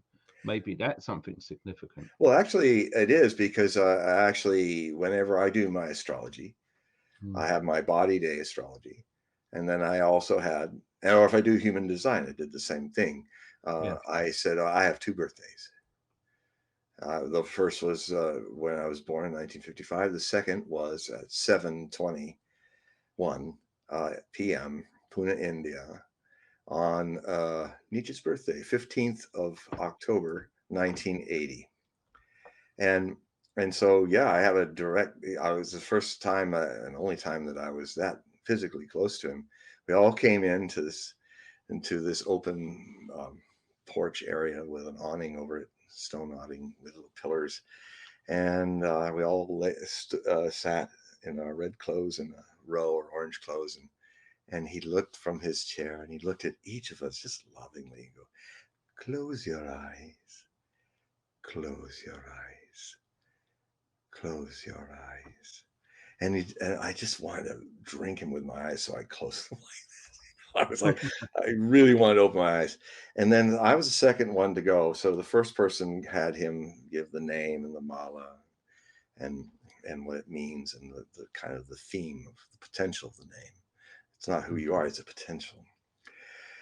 And then there was something happened, and like a joke, I think, happened, or it felt like that. And I heard laughter. And then I opened my eyes, and he was looking at me, and I laughed, and he laughed, and I closed my eyes again. And it was just this look of just ordinary 2 human beings. And it's like, yeah, life's fun. It's funny. It's laughter. You know? And I closed my eyes again. And then I felt this invisible something that was like touching me with nothing at all, saying with nothing, say, open your eyes. And I opened my eyes, and he was going, just come over, and I went, like that. I got up. Everybody's laughing. I got up, and then I sat on my knees too close, and Shiva, the bodyguard, pulled me back. And then Osho leaned in. Yeah. And he got real close, and he touched my third eye place, and a little electric shock. And then, unlike what everybody was telling me waiting, there was, when it happens, the sky, it's like people describing different kinds of orgasms, or something. Nothing happened. Did you have anything purple? No, nothing. It's very important. Nothing happened. And the nothing started from my third eye and soaked all the way to my toes. And interesting. It was a non-event. It was what the Crazy Wisdom Lama, later I realized over time, used to say, that enlightenment's the ultimate disappointment. Not what we expect. Not at all, because the ego, extraordinary. Yeah, there he is. That's him. Yes. Extraordinary means that you're going outside of your ordinary enlightenment. And so the people, I've done it, chasing after the Buddha's tail, trying to find enlightenment. You can't. You have to. What happens after all this, for many lives, you come to a point where you just kind of realize it's futile, and then you start to realize that just accept something as a hypothesis, because meditation is a subjective science. And the Aquarian age will really kick off when the phenomenal science of physics is in harmony, like 2 wings given to the It's now flopping around with one wing. But real science in the Aquarian age, it's the age of science, of knowing, not believing, and accepting what you do not know, which actually gets more profound. Yeah, very and important. celebrating that too. This is the true Aquarian message of the next 20 centuries. So you've got the wing of science measuring phenomenal experiences, and then the scientist is known who does it. If we're ever going to end the cycle of idiots, which we are when we're egos, thinking they can make artificial intelligence and not stumble over the oxymoron of that. And think they're smart.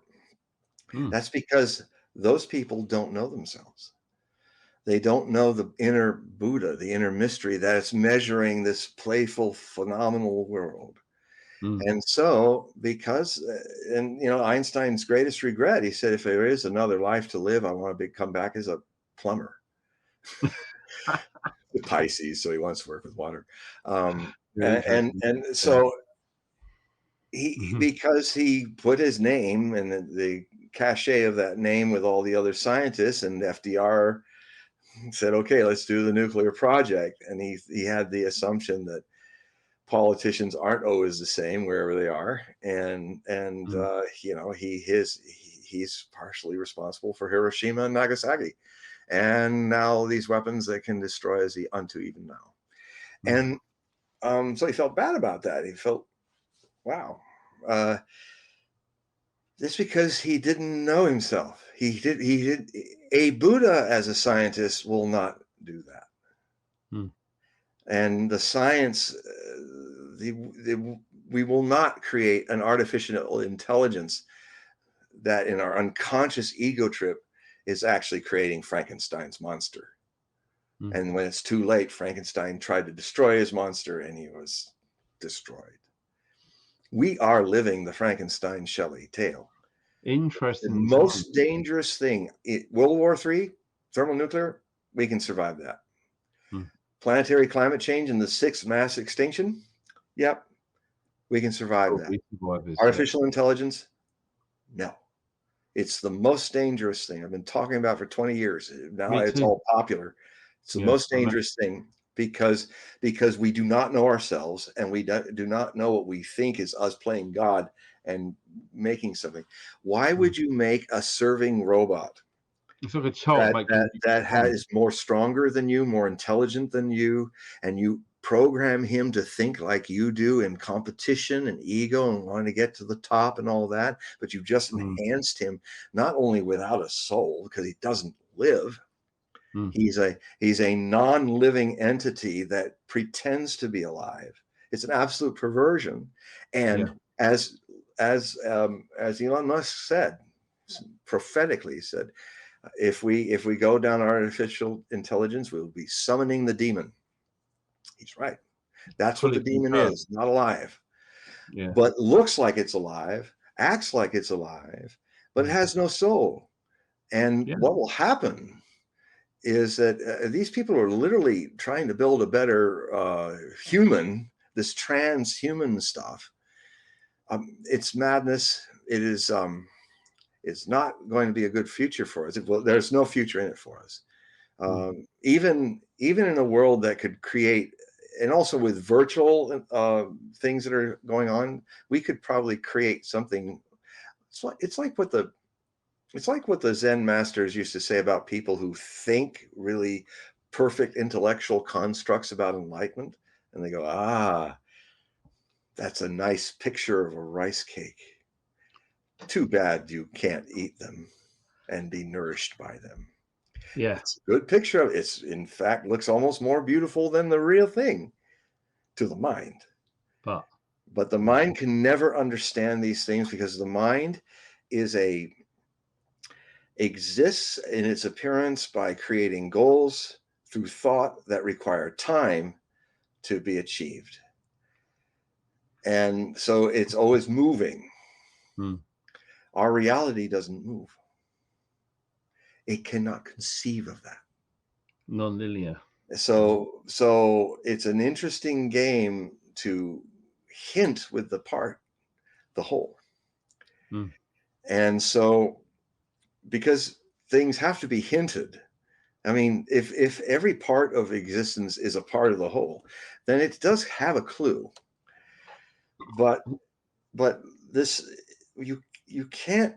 I'm coming to understand the disappointment that happened to me on that day, on that night, is that was something truly profound, because nothing happened. I Yeah. didn't have a spiritual orgasm. I didn't have the mountains fall and the waters rise, and I didn't have all that.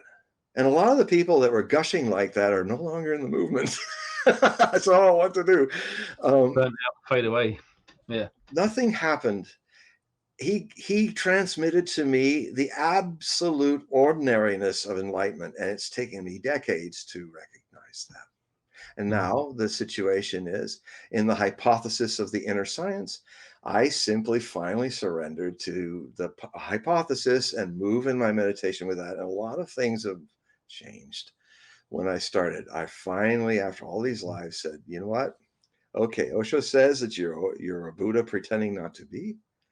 Okay, I'm going to let that in. I'm going to accept that I'm a Buddha. And I'm afraid of turning that into a pretending to be a Buddha.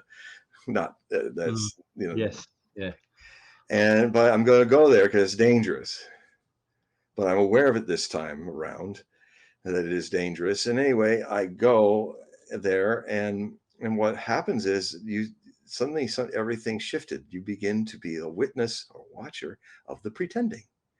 That's what needs to be understood. Why am I pretending? How did it start? How did I come into the world with it? And how did it get coated with identity and extraordinariness? And there are times now, decades later, where if I'm doing my Zen walk, or it's like I'll say it out loud, quietly, with nobody around. I'll say, "Is it really that simple?" And it's like the whole existence is going, Yeah. laughing at me. And it is, and that's why we are enlightened. It is our very nature to be a Buddha. And actually Buddha always said that in the Dhammapatra and all of that. He's saying you are the very body of the Buddha in the lotus paradise. Always that way. So Buddha nature is Buddha nature. It is not something to be found and created. It's something to relax and observe all the things that are not it, to pass away. And then the only thing that can then watch it and gain more, this is where it gets hard, because there's no action involved in it. You're negating things that pretend to happen, so that you can see the thing that's never done that. Yeah. Wow. And so it gets a little tricky with the language of dialectics, but you don't stop. You cease action, and there's the stop. You didn't do it. It's just there. And it's also very interesting to follow. I left my opera career because of this wonderful vocal technique by Raymond Smoliver, the vocal essence approach, which Bill Chapman taught me, and Irene is her wife. I'm dyslexic today. I'm getting my gender screwed up here. Yeah, this is way before all that started happening. His wife. And so the system, there's a lot, it's a lot like the life. The vocal teachers all teach you all kinds of abstract weirdness that doesn't exist. And it's like, oh, you got to sing through your head, you got to sing out your elbow, you got to push your diaphragm, and you've got to do things.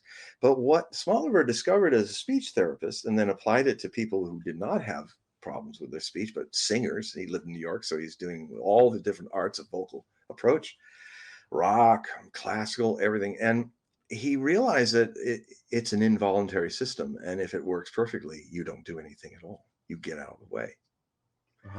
And he did this by taking this point right here under everybody's beard, the vocal box. Yeah, there you go, the larynx. And there's a membrane between the larynx top, where the vocal cords are on top of it, and the bone that your tongue is connected to, the hyoid globus bone. And what he would say, the first lesson was, look, and you can see He kind of knows what's going to happen. I don't He know what knows. he knows. And I'm wondering why he's looking kind of, he says, look now, I'm going to put my fingers. Now, whatever happens when I tell you to start singing, just remember that I am not moving my fingers from their place. I'm not moving them at all, but holding them in their place. Okay, okay, sing. I went, oh! I felt like he had poked me. You poked me. He went, He no, I did didn't. move as well. I just held my fingers. Your hyoid bone in your voice box punched my fingers. No way. Because they were taught. And so, you know, the body, it's a lot, meditation is a lot about involuntariness. The greatest meditation that revolutionized it was Buddha saying, well, what do people do 24/7 that they don't, that they involuntarily do? And we can watch it, the breath. You can, meditation has to become 24/7. If it's going to really do something for you and transform your life, it has to be every moment for the rest of your life, waking and sleeping. And it can be. It's not that hard. It takes a long time to come to the understanding how easy it is. So all the hard is coming from the outside programming and stuff like that. You got to make it happen. You can't, I'm going to make my eyes see, because otherwise I can't see unless I'm going, I'm going to make my ear follicles move so that I can hear sounds. I'm going to be the captain of my digestion. You know, what a disaster that would be if we did not have all these involuntary systems that do remarkable things. Well, singing, speaking is the same. And so what this Rolfing system that he followed and actually makes you feel just to what extent your voluntary muscles have tried to make an involuntary system an effort, just like enlightenment. Yeah. And so it took me in a completely different direction in my life that I wasn't expecting. It took me all the way to India. I started to realize that enlightenment is involuntary. You know, we're involuntarily enlightened. So all the voluntary muscles, brain and bone and stuff that's trying to make it happen will never find it, because that's just another example of mind to create a phenomenon, transitory phenomenon, creates goals, it thinks them out, and that requires you live in time, about focused on the past and where you want to go in the future, and completely forget the present where you really live. Yeah. And this is my message underneath all of my writings, and when I appear on shows or when I'm doing readings, it's often a variation of this message. It's literally, and I'll close our marathon Wagnerian length thing. Yeah. I think we've outdone Die Valkyrie by now, about over 3.5 hours.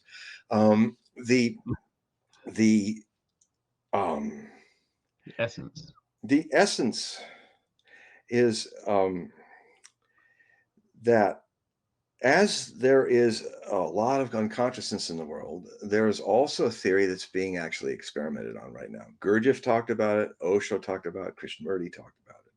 Now, I met Krishnamurti 3 times, and I was with Osho most of a long time, and still am, even though he's not in the body since 19th January 1920. No, 1990. See, once I got out of the 19s, and I really got confused with the 20s, but anyway. So a long time ago. But if you can, there's this idea that every age has every time in history has a certain average number of people who are enlightened, and an even smaller number of people who are enlightened and masters, that they can teach it. A lot of people get enlightened, but Osho used to say, but a lot of them don't know how to find in the language of lies. You know, they have to learn how to speak the language of lies, and, you know, our language. I mean, one time Osho had this sannyas, and he called him out for it. He said, with a Russian film crew, he said, I hear that you were talking to the Soviet crew that came in. You say you lie like your master. Did you say that? Well, I don't know. You know, I have witnesses. Okay, I guess I did. And he said, and then he said something that made us all shocked. He said, I never lie. We were all like, What just happened? Yeah. And he just kept a straight face. He was a great straight face comic. What else could he do, really? Yeah. And so I never lie. And I really meditated on that after a while. I said, um, and then just a few moments after that, he said, actually, I had no witnesses. I lied. After he said he doesn't lie. Just a few moments after that. And then I realized that a master it does not lie. He has to speak our language, which is all lies. How do you, if now some masters, some teachers, they get enlightened and they just sit silently like arhats, they just don't do anything. And only a few people recognize that. But a great master speaks the language of lies to help you come a little closer and discover that which never lies is your true nature. Almost like the guy going into the prisons earlier, you said. Yeah. Oh, yeah, that was his way. He was gravitated towards that, and so he tried. But there's another story I forgot I was going to say, but then I'm having a lot of gaps today. There was Lao Tzu, the great watercourse way, Tao, the Tao Te Ching. There's a story that the emperor wanted, because there was so much justice and truth in what he had to teach. He let him become a judge. And he only lasted one trial. The trial was that a wealthy man in town they caught a burglar in his house stealing things. So I said, okay, it was proven that it was true. And so Lao Tzu's crime and punishment was this: the burglar gets 6 months in jail, and the rich man also gets 6 months in jail. And so the rich man had connections to the emperor. So he said, no, what are you talking about? I didn't, he stole from me. I didn't steal from him. Oh, in a way, I should give you a year or more, because you're a much cleverer criminal than he is. You're a successful criminal. You have made your wealth on the sufferings of many people. Wow. You're a greater criminal than this poor schmo can be. So that's enlightened justice. But he was dismissed because the guy had a lot of connections, because the emperor said, what are you doing? You can't do it like that. That's the only way I can do it. So either hire me or fire me, because that's how it is. It's like when people tell me, the Edgar Cayce ARE one time were going to have me come to Virginia Beach and lecture. And the guy said, look, this is not me talking. This is the board. I want you to come, especially for the thing they don't want you to say. They said they want you to talk about the future of America, but please don't make political predictions or talk prophecy in politics, because it's too upsetting to them. And I said, you tell them this. What is the United States of America? What is its essential reality? It is a political construct. So if I'm to talk about the United States future, you caught me in a paradox. I cannot talk about it, because you're saying don't talk politics. Okay, well, I won't talk about any country or any political leaders, because your sensibilities are too. Yeah. And so I never went. But he conveyed the message. I basically said, hey, you are. And so I can't, there are some times when one can change the lines, as we were talking earlier about. But when people are directly telling me what to say and not to say, and that's only really happened in this recent woke period. Wow. I say, first off, you think I'm doing this reading? I'm not. It's happening through me. I'm not doing it. So if you can find whatever that mystery is and have a talk with that, then we have a possibility. But I can't. I'm not doing anything. It's happening. So if you're going to censor a happening, bye-bye. Exactly. I mean, we are in, you could even determine that this decade is an apocalyptic time. Well, in the true sense of the word. for the definition of Yeah. it's an unveiling, and Yes, it's enlightenment. multiple. Yeah, Buddha lots of had his times. apocalypse underneath the Bodhi tree. That's really the correct usage of it. And it's only because of Yeah. ego that is afraid of lifting the veil of ego that it is convoluted this whole doom, gloom, taking revenge, final day of judgment, Yeah, lake of fire, oh, that's blah, rare. blah, blah. And Yeah. it's all bunk, and it's all the fears of the ego losing its movement of thought to create goals to keep this appearance going. That's why we're seeing all the censorship stuff now. Yep. I've Well, been it shows told on weakness too. YouTube, If you've been told to can't say things, and I've been yeah, on some major shows that I've been on for a long, long time where I had to put my foot down and say, if you don't ever do that again, yeah, for sure. I'll never show up on your show, and my absence will be deafening. And Well said. yeah, and it was when that happened, because the first time I didn't talk to them, and then suddenly I could just feel it. I could feel it. Where's John Hogue? You can Hi, feel, where's John yeah. Hogue? When's John Hogue coming? What, and then they're, hi, you want to come back today? Oh, there we All go. overly too happy to talk to me. Like kids true. caught with in a cookie jar, and it's just like, He's but I done it. said, never do that Yeah. again. But like I say, we go right back full circle now. That's right. We started with this kind of We thought. go right back. It is. It's like a full circle that this man had things to say, and because of the nature of the time he was in, he had to be very careful what he said when he said it, Yes. which has taken people like yourself and others over the midst of time in the last 500 years to try and decipher and unpick and unpack what he was trying to purvey, mainly through scrying, but other methods too. And it's fascinating to know that you are literally almost on that brink of getting those important works done. It's going to be an amazing time, so I can't wait. It will, and hopefully I will continue to generate the patrons that I need to get this project going. It's always a struggle. Even today, I was rattling the can. That's just before I did this show, and there were some technical problems that were happening, but I did get out. But that's why I'm. I have my Hogue Prophecy reports, but I'm also this year going to set up a Substack and have articles there.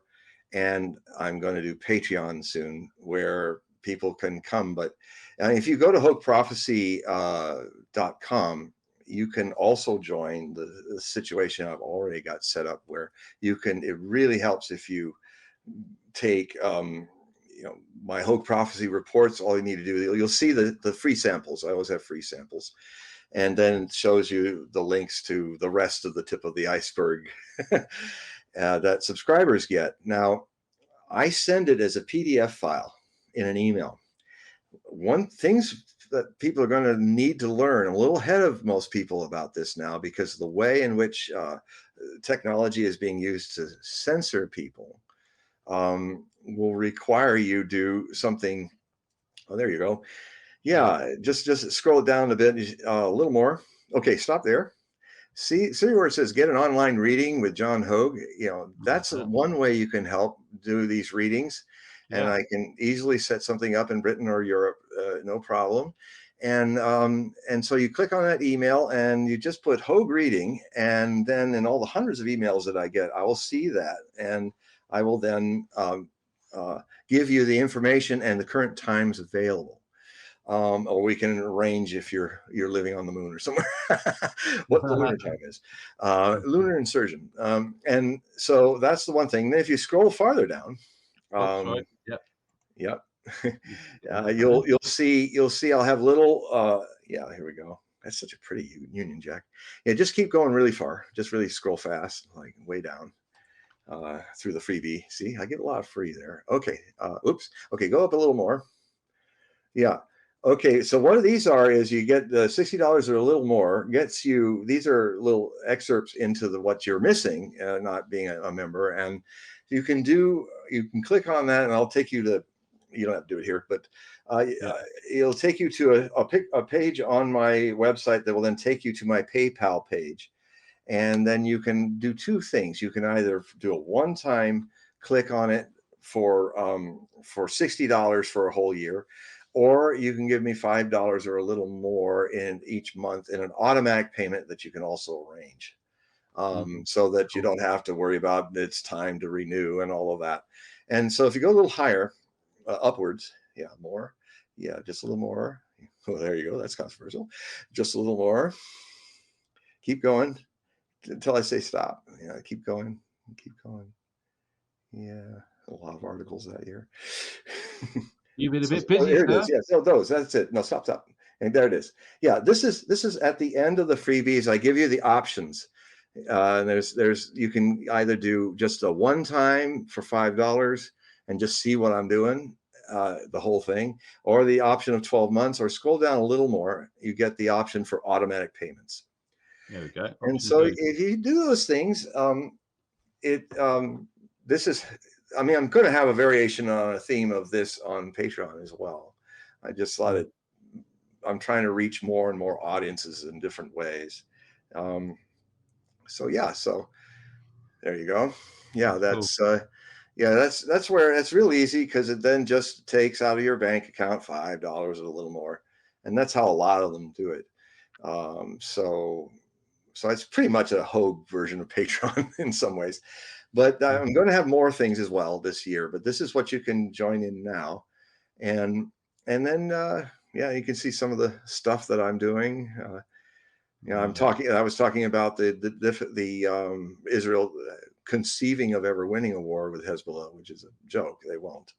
They never have. So hopefully they will not be dumb enough to go to the Litani River and lose northern Israel to 100,000 Hezbollah seasoned battle experienced fighters. This is interesting. Part 3. Well, scroll down. Show the Iranian flag. Sorry, up. I'm dyslexic. Up.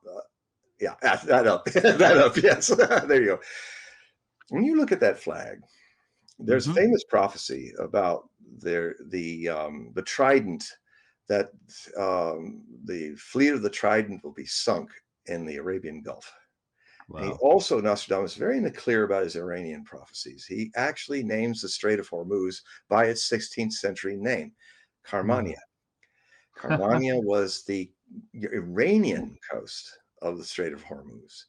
And he talks about a battle in the ocean there, and he talks about a battle where ships of a fleet are melted and sunk by the Trident. Now, when you look at that red thing in the middle of the Iranian flag, it's an amazing geometric symbol. It has a lot of meaning. It's actually, I think, in Farsi, it is an abstract that uses the lettering of Farsi to create the red rose of the martyr. No. And so that's a rose. And you have the aspiration for Arabic, which is that little mustache on the top. Now, when you look at this, it says Allah. If you look at this, notice that two of the petals are not attached to the central part of this shape. Correct. If you ignore them, what do you see? Oh my God. Yeah, a trident. Yes. Le tridental, as he calls it. So is it the riddle is the trident sinking the fleet, Iranians, or is it being sunk because of the way he plays French? Very interesting. And then so and it also could mean Trident submarine. Yeah. Which there's one with about 150 cruise missiles that's hanging out there somewhere. And so I've been warning about this war since 2006. And I've written 2 updates of my book, Nostradamus, The War with Iran, Islamic Prophecies of the Apocalypse, that you can get on Amazon. If you go to Amazon and get to any one of my book advertisement pages, click on the author's page. and you'll get a whole set of a lot of my books in their different forms: print, ebook, etc. And that will, I mean, you'll see my rainbow wrap. Actually, I'm standing on the street I used to live on with my rainbow wrap, and yeah. So there, yeah. It's yeah. There you go. You see all my. That's Nostradamus. That's my 900-page book on Nostradamus. This is the Hopi. That was an inspired cover that happened. This is Soknuknyan, the god of the whole universe or something like that. And what happened was I took a picture of the Grand Canyon in a thunderstorm. And when I reversed it, the arroyo looked like it's poking out like a nose. And then I thought, well, actually, the clouds, that looks like a chin. And this is a smile made of lightning bolts. Whoa. And then I said, well, let's finish this whole earthen face. And I grabbed some of the stars of the Pleiades because they are the favorite constellation of the Hopi. And there it is. That's one of my most amazing transmission covers. It's just unbelievable. Yeah, it just happened. I was like, oh my God, what's this? It's supposed to have happened that way, of course. Yeah, it's wonderful when it happens that way. And yeah, I keep scrolling down there. Oh, here's one of my best covers. This is I'm updating this year, the Babas book, and I'm updating it, adding the Crown Prince of Saudi Arabia in it, and finishing what I had to say about Abdul al-Baghdadi. Code, that's nice. Well, this is a painting from the turn of the century, last century, of a artist painting himself. And those are the codes, how you change all the different codes in words in Nostradamus for the different, and it all spells very Mabas. nice. Yeah, and this person made this painting, and when you look at the painting, it don't shy away from it because he looks rather grim. But if you just watch it with your eyes half open, like in a Zen staring meditation, it's called My Christ. He penciled this just before he died of tuberculosis. Wow. And if you watch it a while, you'll notice that it's not just menacing, it's also knowing, it's also vulnerable, it's also seeking. It changes. Now, what I never imagined when I did this, because it was years before I came to understand that one of the top candidates now, according to my view of what Nostradamus thought, which may be wrong actually, just because Nostradamus saw somebody as an antichrist doesn't mean he understood. I mean, so I mean, it's we can all agree that Hitler is Hitler, and there's not much redeeming to Hitler that I can say. But Napoleon did a lot of really good things. He also did some disastrous things, and he's the first antichrist, Paul Né Laurent, which means in the anagram Napoleon Roi. Yeah. And so King Napoleon, and it's spelled after, it's supposed to be a play on Apollyon, the angel of the abyss, because he would be called the Antichrist, and Napoleon was officially called by the church the Antichrist after he invaded Spain in 1808. And actually, Alexander the First had a dream of him being the Antichrist, and that's why he did not submit to being conquered. But this face looks a lot like the Crown Prince's face.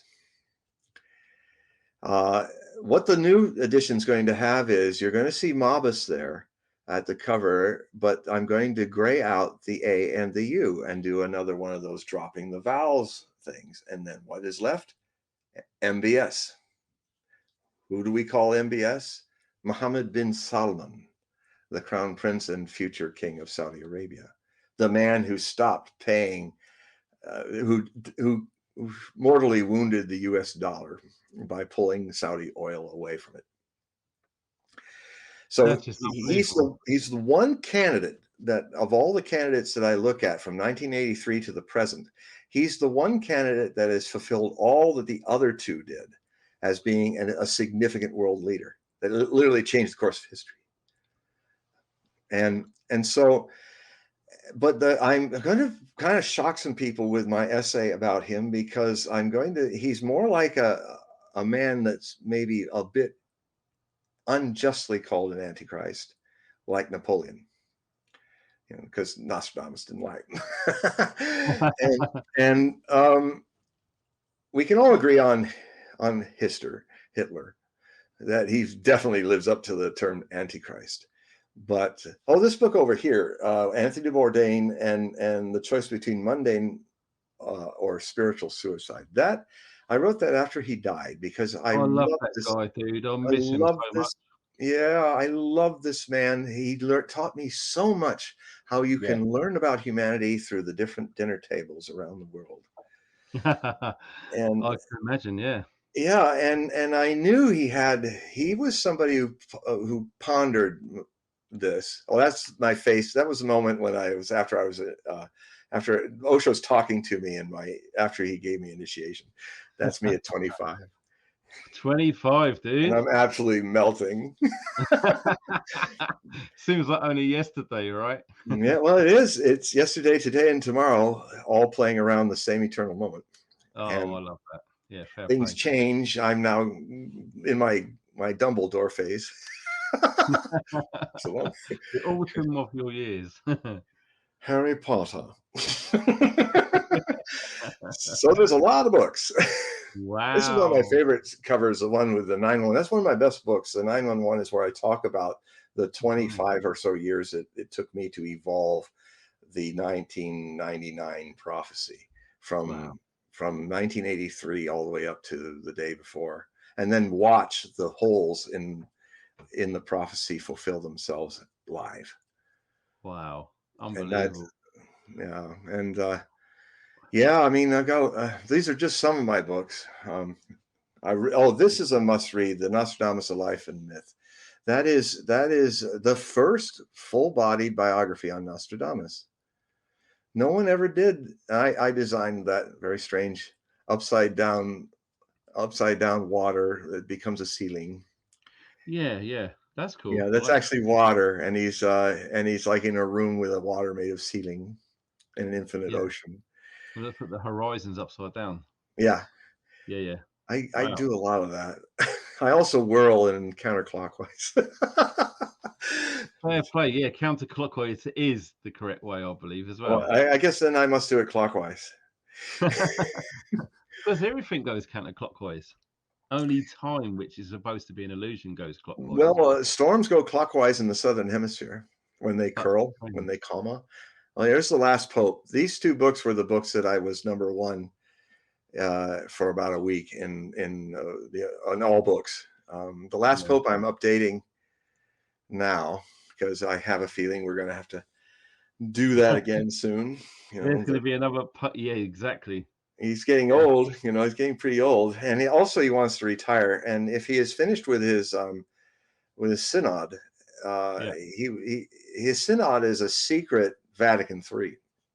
He had to get around the conservatives by doing that. So, but I think if once the synod is, it may be already finished, but I think then he will either do the Pope Emeritus thing, or he'll die, and then we'll have to get a new Pope.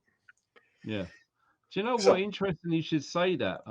This year with everything going on, and why wouldn't you throw the Pope in the ring as well? Because it's such a year.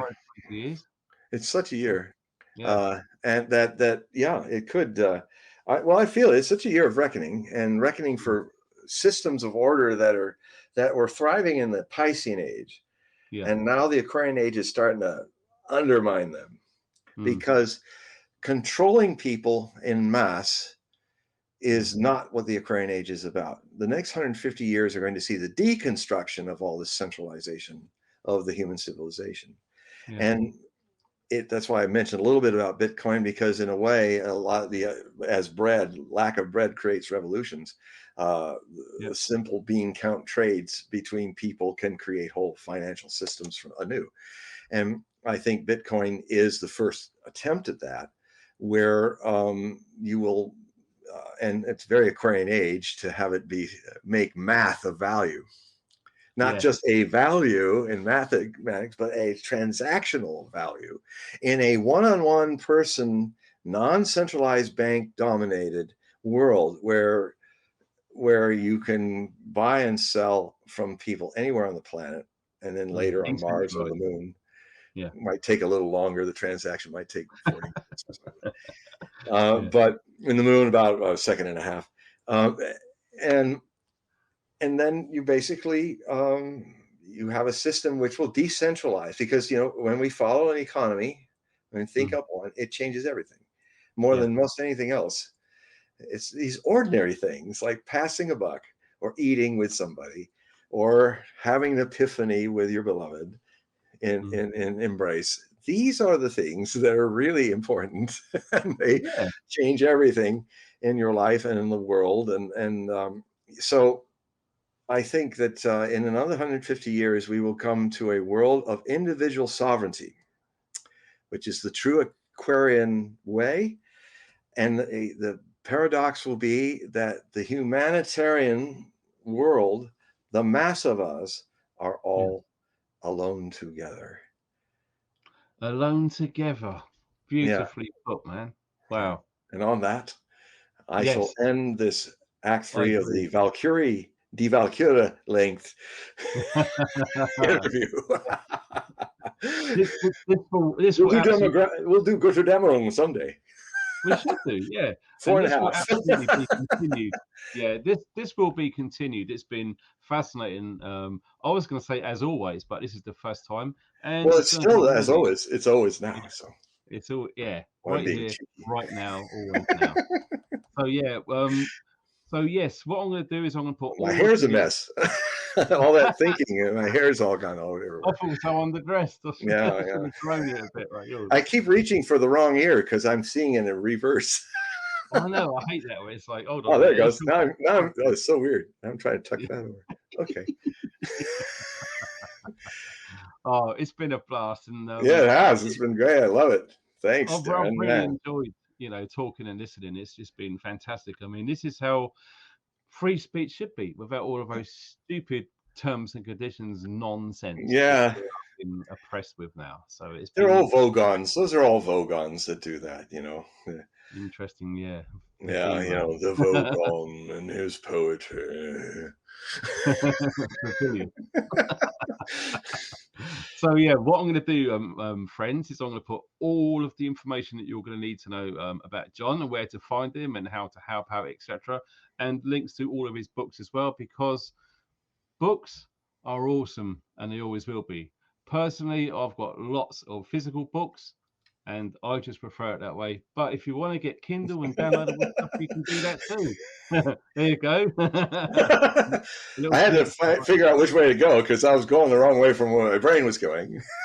Let's go like that, and then duck next. Yeah, just go, Yeah, there's your books right there. It's always good to see physical books, isn't it? That's awesome. Yeah, those are all mine, some of my foreigns and stuff. A few of them. It's only 25 of them, but I'm trying to find a way to stick them all on the wall, but I'll run out of the wall. Never enough room. I know, tell me about it. I'm going to start a new library. Mine's carried on. It's crazy. Unbelievable. So is there anything you want to say to the viewers before we sign off? You've got yourself a minute if you want to do so. Oh, well, thanks for hanging with us. And what's great about this technology is that's why now you can do Lord of the Rings and Avatar and long epics, because you can always turn it off and go to the bathroom when you need to. And come right back from where you left off. Even when you're reading my 1,250 pages in 3 volumes. Hilarious. John literally is the all-seeing eye. I am the path to your bathroom. Somewhat relieved, for sure. I'll finish with a song, my Christmas song. Three Kings. It's like this. We 3 kings of Orient are getting drunk at Chelsea's bar, drinking quickly, getting terrifically sloshed as we sit so far. What a binge we're on tonight. Tell me who turned out the light. We are reeling, bladder squealing. Guide us to thy bathroom light. Bravo, sir. Bravo. Bravo, bravo. I'll do the Splendid. communist thing. I clap back like Mao. Oh, fantastic. So yes, that's a wrap, guys. John's got stuff to do and I've got stuff to do, but stay I've got tuned a world to save. for more awesome podcasts as we go forward into time with all of this crazy 2024 stuff. So it's been great, John. It's really been a first. Thank you, Darren. No It's been a problem. blast. A blast. Sure is. Yeah, let's smash it. Let's just keep rolling and doing what we feel we need to do. That's cool. Yeah, that's it. Right. Keep smacking. Take care. Stay funky.